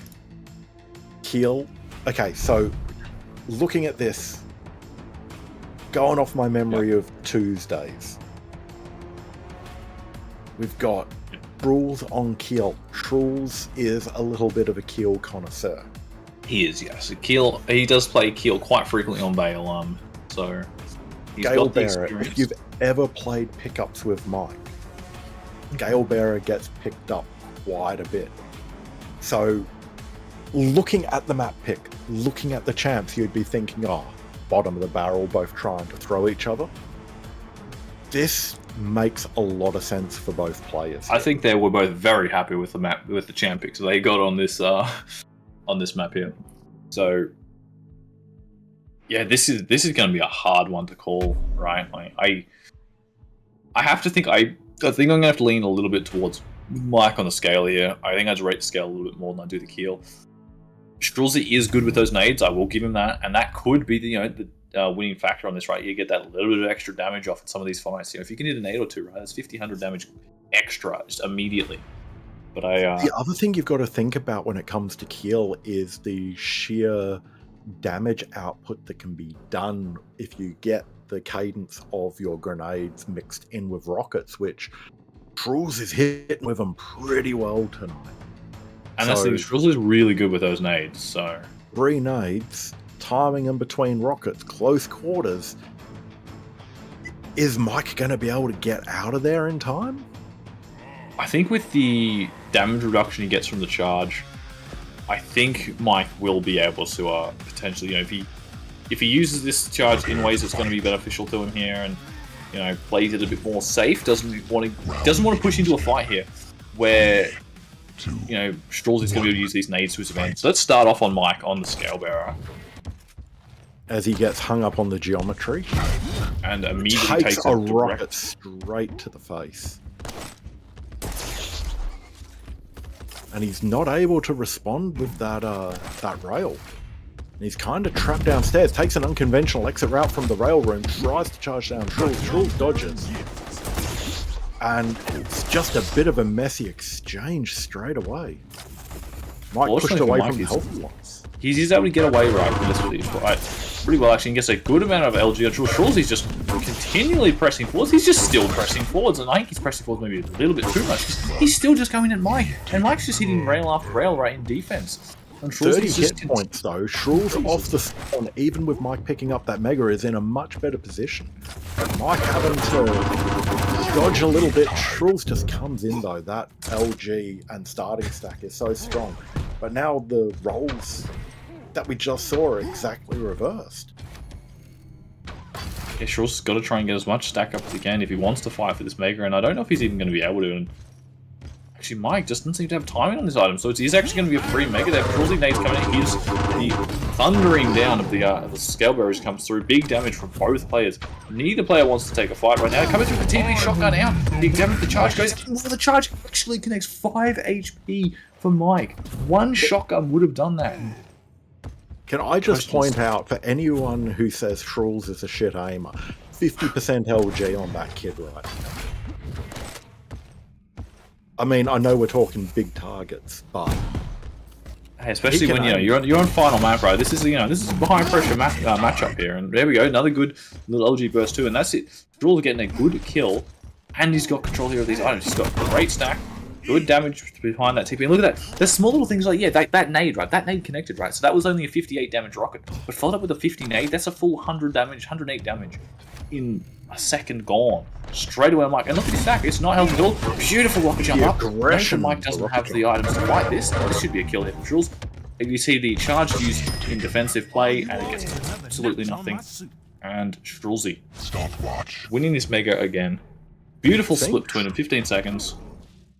Yeah, we're seeing Shrulez with actually some semblance of map control starting to take shape here. Just looking at the pickups, I mean, I know we're only early into the match, but Shrulez is ahead on the item pickups, and it's definitely showing it reflecting in the scores here. As those shots from Mike rain down on his head, but pickups are helping. Exits that with 18 health. Not a fantastic position to be in, but he still survived. So he's going to have the weapon advantage, right, and gets the stack back up. So the question is, can Shrulez get some damage off on Mike before this heavy comes up, force him back? Nades coming down. The LG coming down from below is actually quite good. I think that might be the end of the ammo. Shrulez, the optics drop. Yeah, Mike using the charge, just hoping that he can get it as a tool to stay alive. And again, the LG fight here, the nails connecting. Mike 6-2 for Shrulez, 3 minutes in, and he's keeping the aggression up. He knows the perfect timing of these items. Shrulez's got to get out of here though. He's stuck in a really bad spot. Great fade away from Mike. Shrulez just going to keep running. Mike's going to find him here. Doesn't connect with that rail, but does get a good little bit of damage off. Oh no, ammo. Oh, he's run out of ammo on everything, but look at this. He's got perfect timing on these items, so Shrulez is able to just drop onto that heavy, give him that huge stack boost. Doesn't matter if he's not hitting rail this match. You don't need to if you've got the stack. Yeah, and right now, Shrulez, he's just not dropping any of these items, and Mike, like, what's he doing in this situation? He needs to try and break this level of control that Shrulez is holding, get a clean kill off here, but every time Shrulez, great LG from both players. Shrulez is using that item to fall back on, and Mike actually does get the kill. 3 HP survivor on. Shrulez is going to know this, probably going to try and push him with a machine gun. Is that even a frag to Mike at that stage, or is it just a delayed neutral? Well, you say that, but look how quickly he's managed to stack back up, but mind you, he's just off time on his Mega, but he does get it. Shrulez doesn't get the kill in time. And look at that, you say that, he survived on 3 HP, and he's managed to turn into another frag here, but he's probably going to go down in this spot here. Yeah, there we go, Shrulez getting a shot here. And Shrulez does get one of that pretty healthy. Wait, is that nail starting nail, was it? Or was that no, that's the, he gets the spawn, yeah, by the super nail gun there, and he does get a sizable chunk of nails hitting right there. melting down that remaining stuff that Shrulez had. Shrulez pushing in, the nades are good, rockets followed up, and there's no way Mike gets out of this alive yet. There we go, Shrulez. And that's the difference with what's happening with a lot of these fights. Shrulez is taking these fights after spawn, and he's getting the clean, he's mopping them up, right? Mike gets the kill, takes a chunk of damage through it, and then Shrulez comes back and he picks up the major item as soon as they finish fighting. And we'll probably see another fight here, which will most likely go in the way of... Nope, Shrulez gets punted into oblivion. Yeah, I think Mike's happy with that one. Now, I was going to say, did that hit the ground before the boundary? Was that a 4 or a 6 in that instance? I think that one, unfortunately, was... Oh, it was almost Mike's turn to go down into the grave, but no.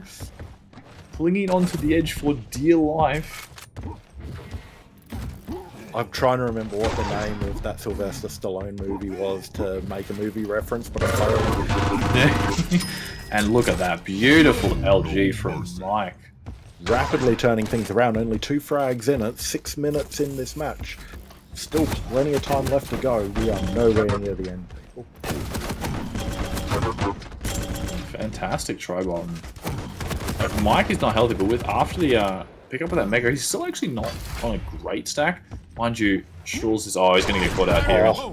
Missed shot. Actually, there's no way that... What a dangerous place to fight as well. I'll be honest, I'm go there without falling off an edge. That's so unfortunate for Mike in that spot, right? He had such a good run going there, and then to lose in that situation like that. 9-6 now, so it's not over. I shouldn't say lose, not the right word. Just drop that frag there. There we go. He does refrag straight away. Not so everyone's camera with the air rockets. That's true. That's true. You might want to be, but can't all be that good. Oh, there we go. We say that as he immediately gets a nice fadeaway direct. Shrulez pushing with the shotgun though. 7 HP. And Mike will get heavy, but he doesn't have the health. The question is, can Shrulez get to him and find him?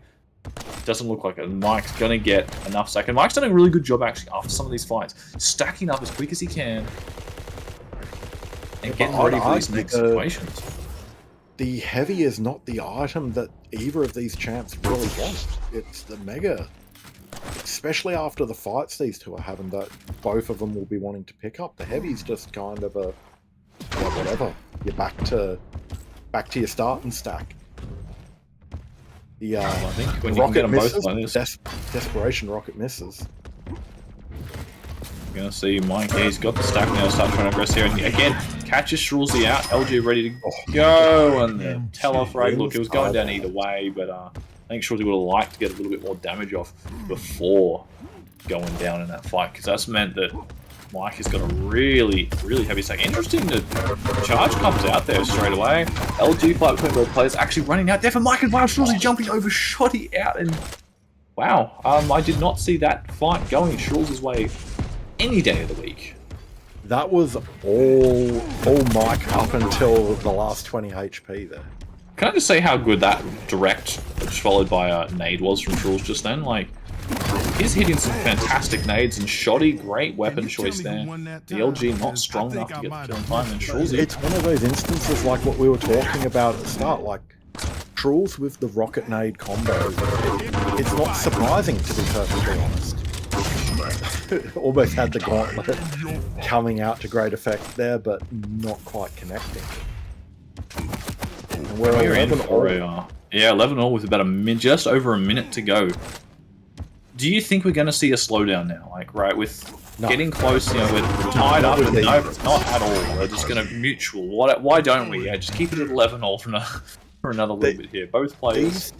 These two want to go off and play some twos after this. I can guarantee they're not going to let this go to overtime. That Shrulez, that was a big blunder. Shrulez has honestly made a couple of big blunders here, just pushing into Mike's LG, and Mike is just hitting so much LG damage. We've got to be fair. Mike's made a fair few blunders as well.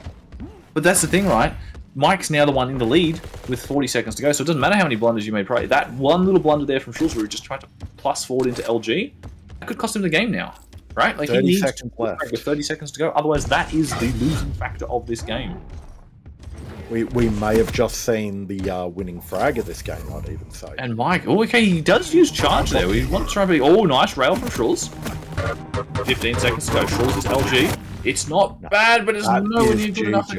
And that will be GG. 10 seconds to go. 2 frags. Shrulez is going to play to the end, but that's GG. Mike is our winner for this week out of these two. GG's from Shrulez. What a game. What a way to finish. First of all, I'd just like to say thank you to these guys for being brave enough to pick Exile. Because there are some people in chat probably right now who would not do that. And I really think you should actually try and play the map. It's actually a very good map. Bet you there's people in chat who didn't even realise that Quake Champions had snow textures. Yes, exactly. Or never heard of... Or I never heard of Exile, but you know, Exile is in the map, and it is a map in Quake Champions, and it is a good map. And you know, this was a fun, scrappy match to watch. Right, there was a bunch of just heavy v heavy smashing into each other, and you know, Brag Incarnate, he knows what's up. And to be fair, so is Hamo. Hamo's one of the big pushers for Exile in Australia. I've always said Exile's been a good map ever since, you know, even when Exile, I will admit at the start, had some, you know, the map was a little bit wonky. It had some it was a bit slidey along some of the edges, I'll admit that. But they have certainly fixed up all those problems. It definitely earned its reputation based on the texture choice that I'm not going to rehash here because... Easiest set of my life, says Mike in chat. You know, yeah, well done, Mike. You know, it was a breeze for you, buddy.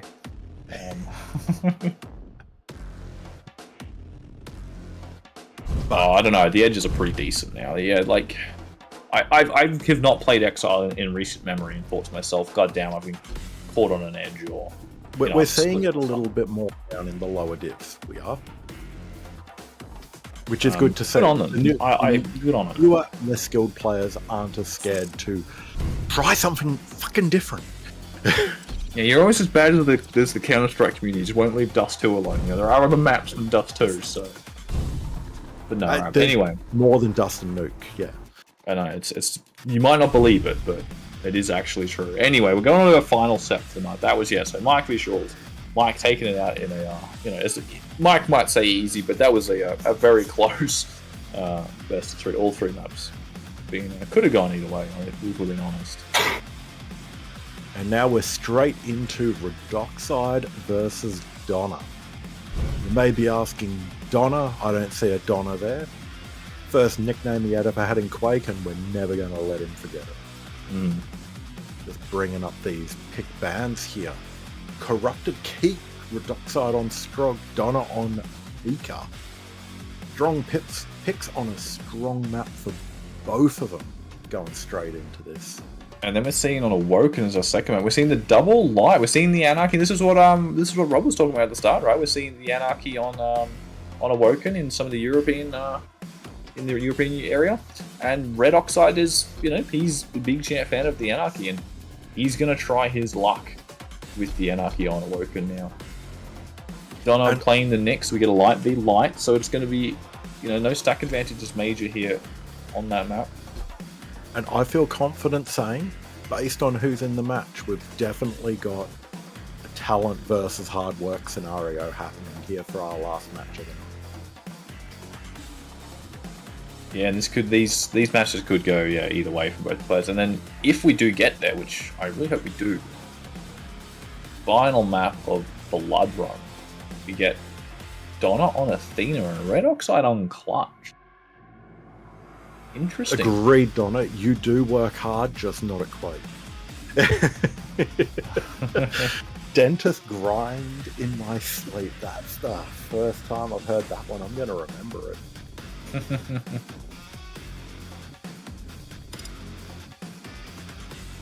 But here we go. Corrupted Keep. The Strog and the Ranger. Come on. Let's take a look at this straight away. What are you thinking? Oh, I reckon I think I'm going to have to lean towards the Ranger again, right? We've seen it work once already tonight. The Shoddy and the Orb is such a strong tool on this map especially, and I think Donna is going to be the sort of player who will definitely use and abuse that. I'm just enjoying reading the shit talking in the chat as the map's loading. This has the potential to be an incredibly fun game to watch. Who are we starting on, mate? I reckon we start here with Donna. Let's see what Donna's going to do off the start. I want to see if we're going to see an aggressive play here. You know, if he gets this heavy spawn, are we going to just see like a, you know, heavy, shoddy orb play, or are we going to see something a little bit more, you know, cool, calm, and collected? And I guess the same has got to be said about Red. Like, we've seen the tilt factor with Red come out before. Is Donna going to be able to induce that? Well, maybe that's, yeah, if he tries to get, you know, a good frag off there, and immediately we're going to see a scrappy fight. The orb comes out, but heavily in the favour of Red for that one. And immediately going into spawn frag as well, and From Red. I don't think, it's very rare you see 2 frags in 15 seconds of a match, but we've seen it now, and Donna is just immediately going into fight. He does not want to waste any time whatsoever. We're going in for another frag here. We potentially have seen 3 frags before the second round of items have even spawned, let That's alone a frag every 10 seconds, we've seen. And right now, Red's trying to keep the pressure on here. The machine gun is good, but wow, the machine gun in return, I should say, is fantastic. We're still seeing a frag every 10 seconds so far. That's 4 frags in 40 seconds. I hope we've got the frag limit set to 100, because we might need it for this one. Both players just coming out of the gates swinging haymakers. Redoxide's breaking up the frag every 10 second factor, but not by much, as Donna's going to come in and just tickle him to death with that LG. Trying to bring it back to a frag every 10 seconds, but has to break away as the stacks get a little bit risky. Wow, the nail push in there from Red. That was a huge amount of damage hitting so quickly. I just want to say too, whatever rocket skin Red is using is really cool. I've never seen that one. The new Dark Matter Quake 4 skin, it's amazing. Yeah, it's awesome anyway. You know, better skins, better wins, but let's see what Red can do. So yeah, 3-1 up. You know, they have slowed down a bit. You know, it's funny saying that a minute and a half in there's 4 frags. I'm saying they've slowed down, but both items up. Is Red going to be able to get through here? Interesting. Okay, so he has to steal this, and Donna, as soon as he sees that, he knows that, okay, well, that means the other items won't. Look at that movement from Red. So quick to get over here. Wants to keep the pressure on. That was really smart positioning by Red. He wasn't able to capitalize on anything with it. Getting into position as he did. And Red just hiding out in this room here. I think, yeah, going to now take this opportunity. Go through LG again. Fantastic movement. LG out, and there we go. There comes the orb. Rocket into the orb. Huge amount of burst damage coming out from Donna. Items perfectly split. Oh, look at that. Oh, what a rocket. But no, he's off the map. But Red, beautiful. Can't fight back if you're off the map.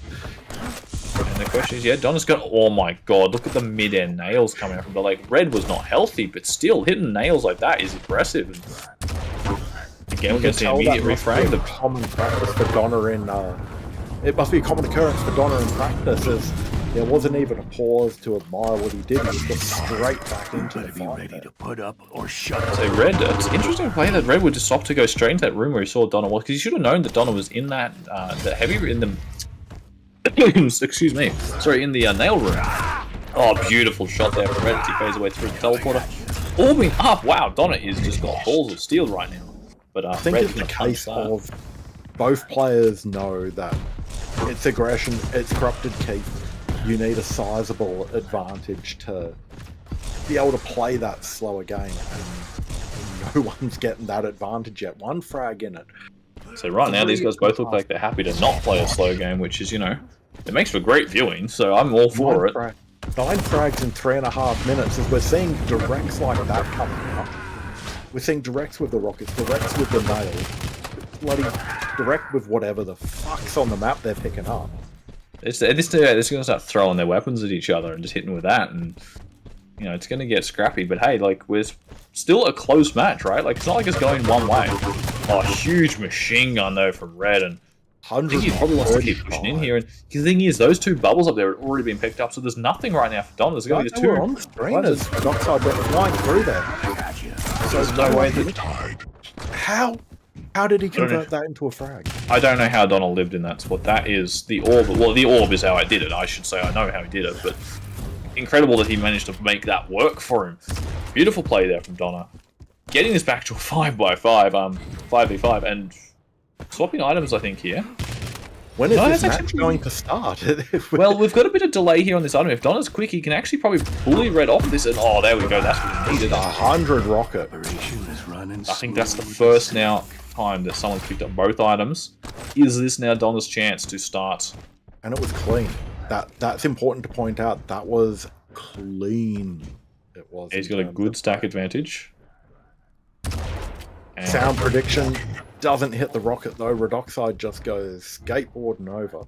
Red's a little bit too fast. He was playing the strong, gets that speed advantage. Red though tries to grab that LG, and Donna's waiting for it. Cleans him up again. This time not going to be able to get over in time to get Mega. And I don't think Donna's will actually pick that up. So yeah, there we go. So he may have heard that pick up then. So he does know there's a bit more delay on the items. Red opting to just try and get away. Pika comes out. Good amount of damage from Pika actually as well. Huge amount of damage from Pika. Wasn't able to convert it. Oh, and Red's just pushing through. I thought he actually got the kill with that orb, but he didn't. There we go. Red. I did too. Surviving. You're sounding just as out of breath as I'm feeling, right? No, Those guys are fighting with the machine gun in the middle. Boys, there's freaking weapons on the map. Pick them up. It's 6. Oh, the LG Red almost pushes Donna back. Doesn't quite get enough damage off. Rocket jumping up. I like that little rocket jump up just to get that up those 225s that little bit quicker. Super crucial, speed here. If Donna pushed in, it's going to die now. Again, both players pretty even. It's pretty much whoever gets the first big initial bit of damage here should win this one. Red trying to push through. The LG from Donna, so good, but 2 HP. There's nothing left on the map to pick up. It's all been picked up because these guys keep scrapping so much. You know, Donna's in the lead. Red's already pushing in. Doesn't even get to that item in time. I don't know how Red actually got that kill from that angle, but the LG works. And again, they're straight back at it. Can you guys please give us 2 seconds to talk about something? The Pika comes out. Donna's only got rockets. We're not able to work, and here we go. Finally, we've got the Red's chance to put something together. A few frags chained together, going off spawn here, pushing straight in. Donna pushes the orb out, does not connect. 1 HP surviving. Amount of damage. What just happened there? And wow, Red is finally able to get something going. Actually, even coming in here for the spawn frag here. Perfect play, perfect read. And Heavy's still up. Now, both items actually are up because of that little bit of delay. So it means that Donna has picked something up. We're going to see another probably scrappy engagement, let's be honest, over here by the LG. Donna pushing straight in. Rocket's ready. Just like this ends. Redoxide goes for another ring out, isn't able to pull it off, but that doesn't matter because just the damage output was insane. Shotgun from underneath actually does a good chunk of damage. And mate, if you got shotgun to your ass, you'd be taking a good chunk of damage as well. Also, I would not be impressed, I will tell you that now.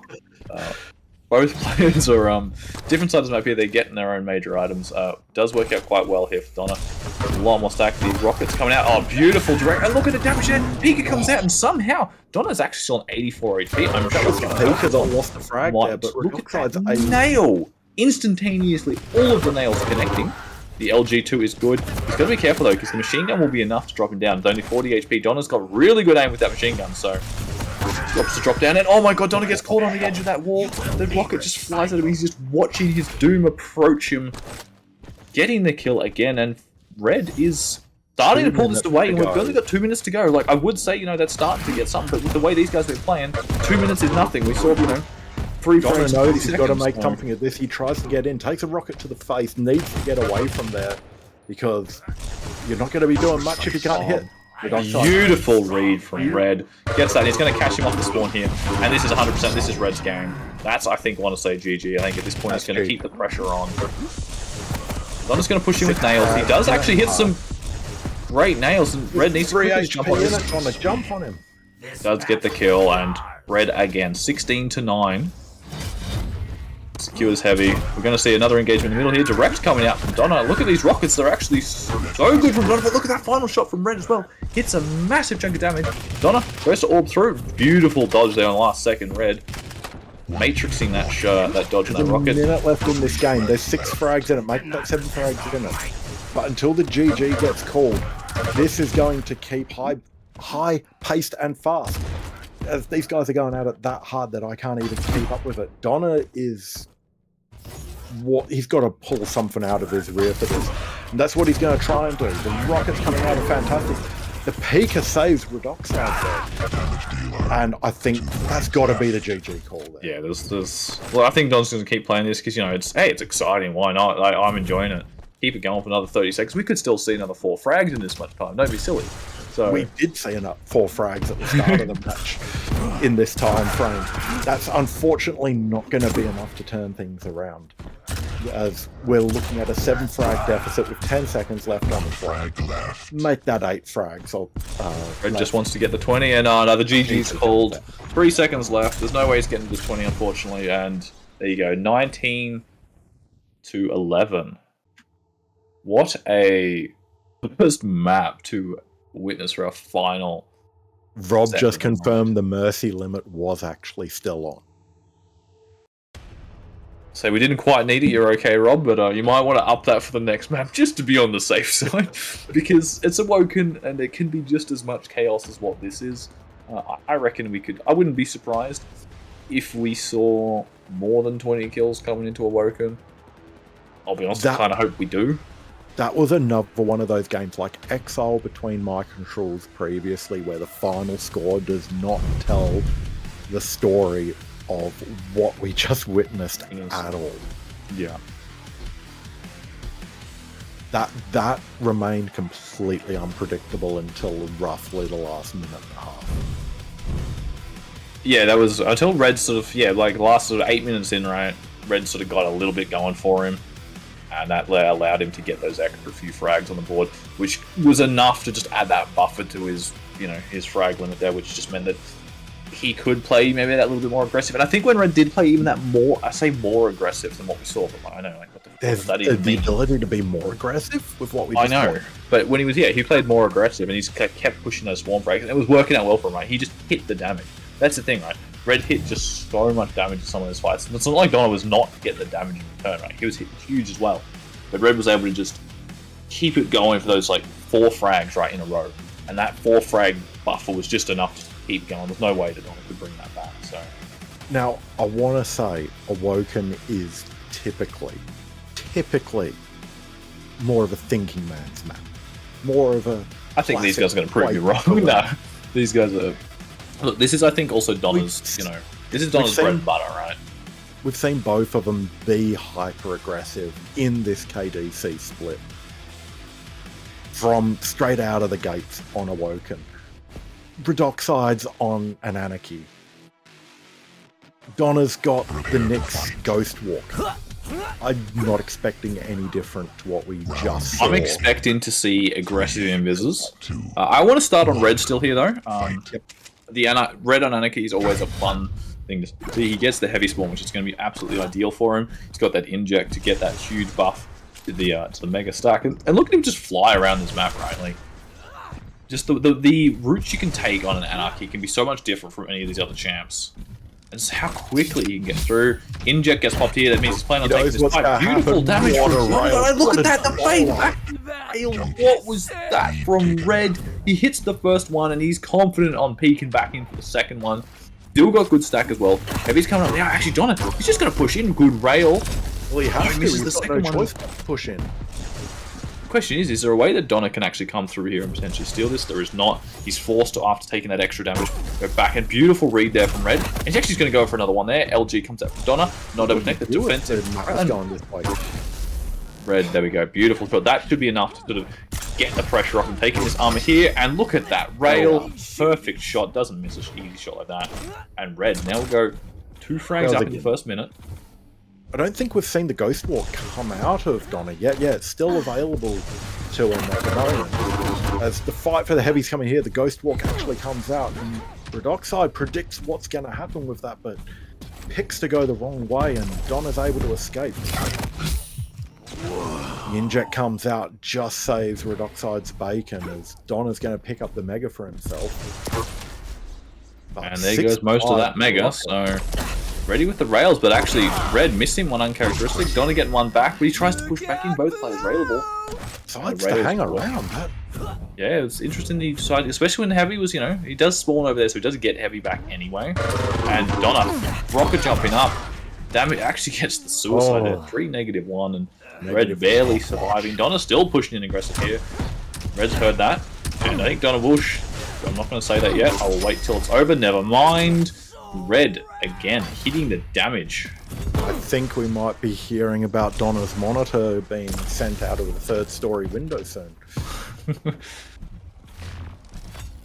Yeah, right now, Red he's just, he's hitting his shots. He's playing this Anarchy well. He's got this inject back up as well. I think we're going to see it again here before, this next engagement. Gee, good. Initial damage from Donna is amazing, though. The rail misses, and Donna's got the confidence to get in. Shotgun rail's lucky it hits, but he's not in a good place after that. So he at least had that Invis in case, it didn't work out. So he does survive, but as you say, he doesn't survive with much to work with. And if Red actually opts to fight into this, he doesn't have the weapons really to take an engagement yet on that item. He does get from above, gets the rail, and look at that, immediately takes that vertical rail, hits the shot. Flying the rockets across, Donna just diving in and... the rockets. Interesting enough, actually, Red's done enough that... Oh, and he doesn't miss an easy shot like that. What is Red hitting right now? 66%. He's just not missing these shots. And the shots that he is missing are the shots that don't matter, to be perfectly honest. What a follow-up pop-up into a rail.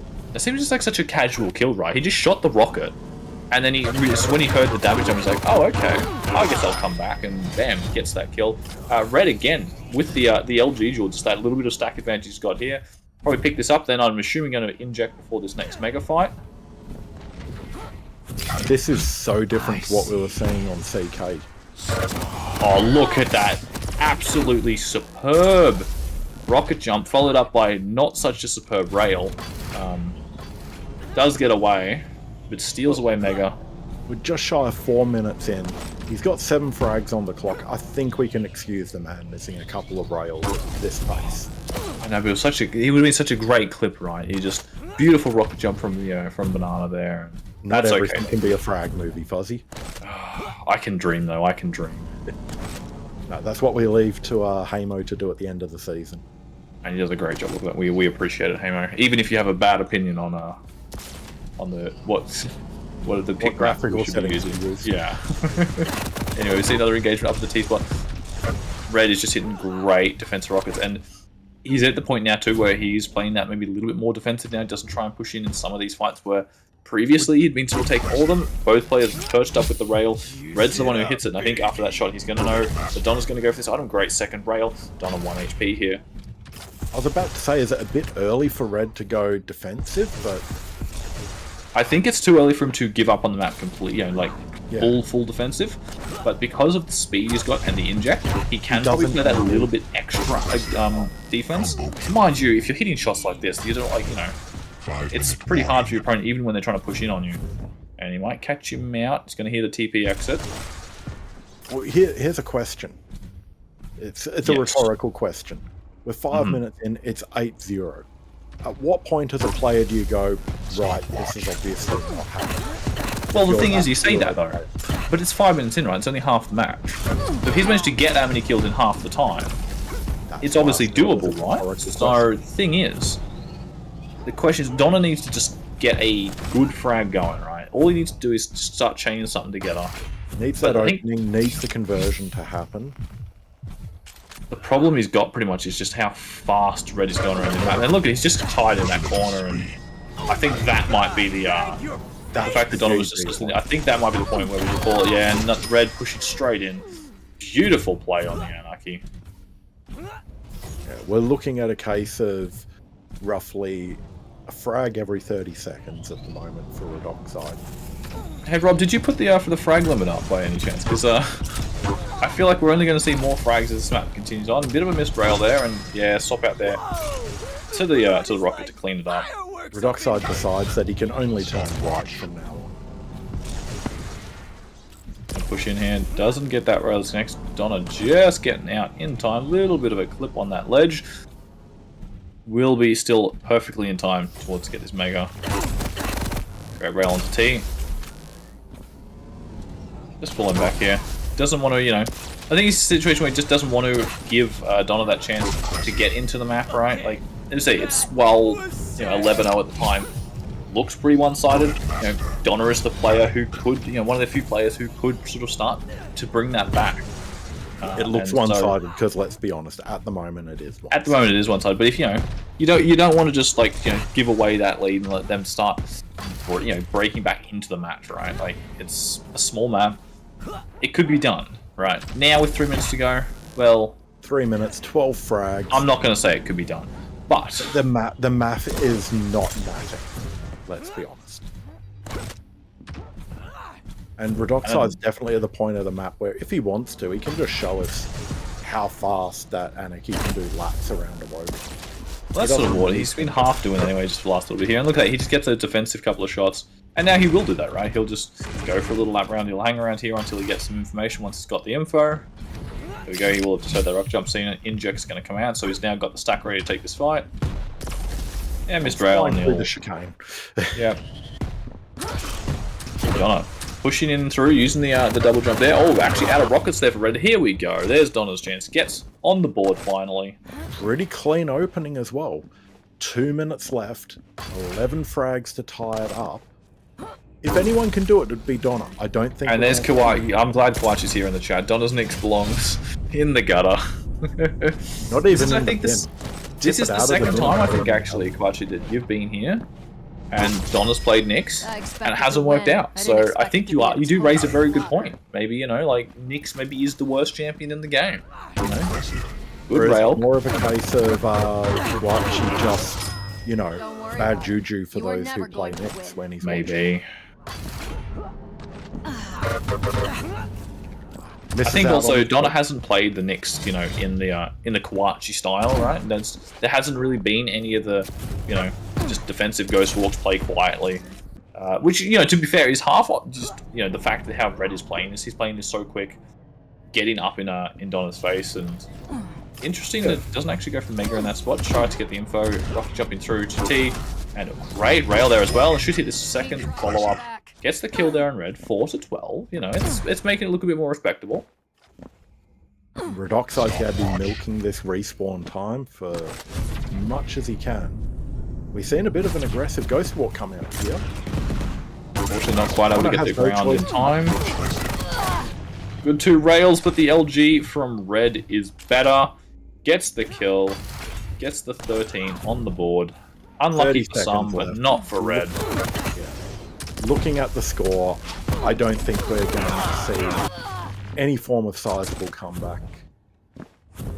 Well, it does pull together that one last frag at the end. But yeah, I think probably 13-5 is I think where we're going to see it. So that will be second and final map in Red's favor. What a set though! That first map in particular was such a fun map from these two. It was just such a brawly, such a chaotic, just all-go action map. Let's be honest. Hamo's frag movie for this split, he could literally just take that map, put some Eurobeat over the top of it, strip out our commentary and upload it, and that'd be an effective movie. Yeah.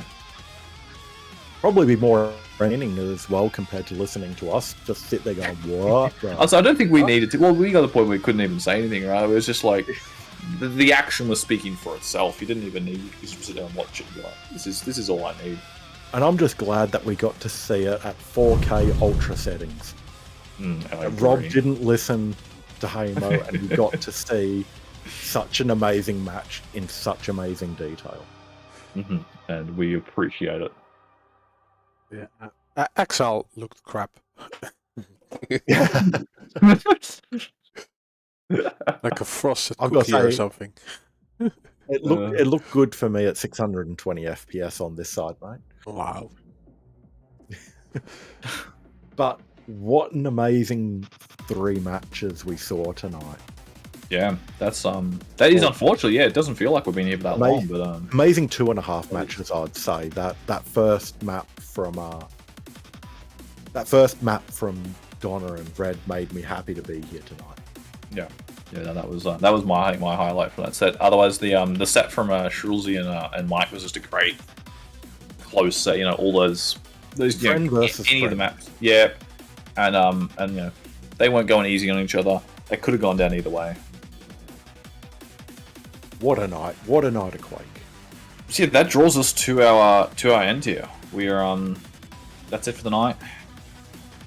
We appreciate everyone coming along. Just a reminder again, make sure you've got all of your games organized. Next week is the final week of splits, so we want to. Reminds me, I've got to turn my stream on. I've got a game on straight after this. There we go. Maybe we can give you a raid if you want to get that going. Yeah. Everyone go check out Dazbox match. Who are you playing? Let us fill us in. I'll be playing Skeleton, I will. And you feeling confident? Absolutely not. I've played really, really horribly this entire split. All right. Well, you know, maybe we go there and we give him a bit of encouragement here, and this can be. Got to this make can sure be a he's ready chance. for it. Got to make sure he's ready for it, mate. But anyway, that's probably going to call us here for the night. As I say, yeah, make sure you get all your games organized. We have one more week. You know, make it easier for Night so he doesn't have to chase all of you. You know, it's a lot of work chasing everyone up. So please, please, please make sure you've got all your games organized. And yeah, we'll see you here again next week for the start of finals. Exciting time. Oh, yeah. Finals. So next week Well, is still record I day, right? sorry. I should say, yeah, sorry, we're still technically finishing. The next week is the end of regulation. So yeah, the finals will be And is so there we'll be 1 week of a pause, or are we just going to continue with? I actually have to overwritten down. I my will agenda. just say we're going to start straight after, but you know, let's not put that in concrete right now. I'm pretty certain we are. Yeah, it's straight after. Yeah, cool. Yeah, I did know that. I was confident on that. Yes. But no, there you go. So that's the plans for the next couple of weeks. So make sure you tune in for all of those. Get your games done. We'll have some more games for you next week. Still. I see that Dustbook just started his stream, so we'll go to. Yep. So yeah, let's head over there. We'll go check out. Dazbox stream. Wish him luck Try with and his share set. the big bands. So I wish you luck, Dazbox. I will leave you there. Thank you all for tuning in. We will see you next week. Yeah. Ta-ta. Bye. I'm gonna get my ass handed to me. Nah, man. I got faith in you. I've got faith. I have faith in myself. Handed to me.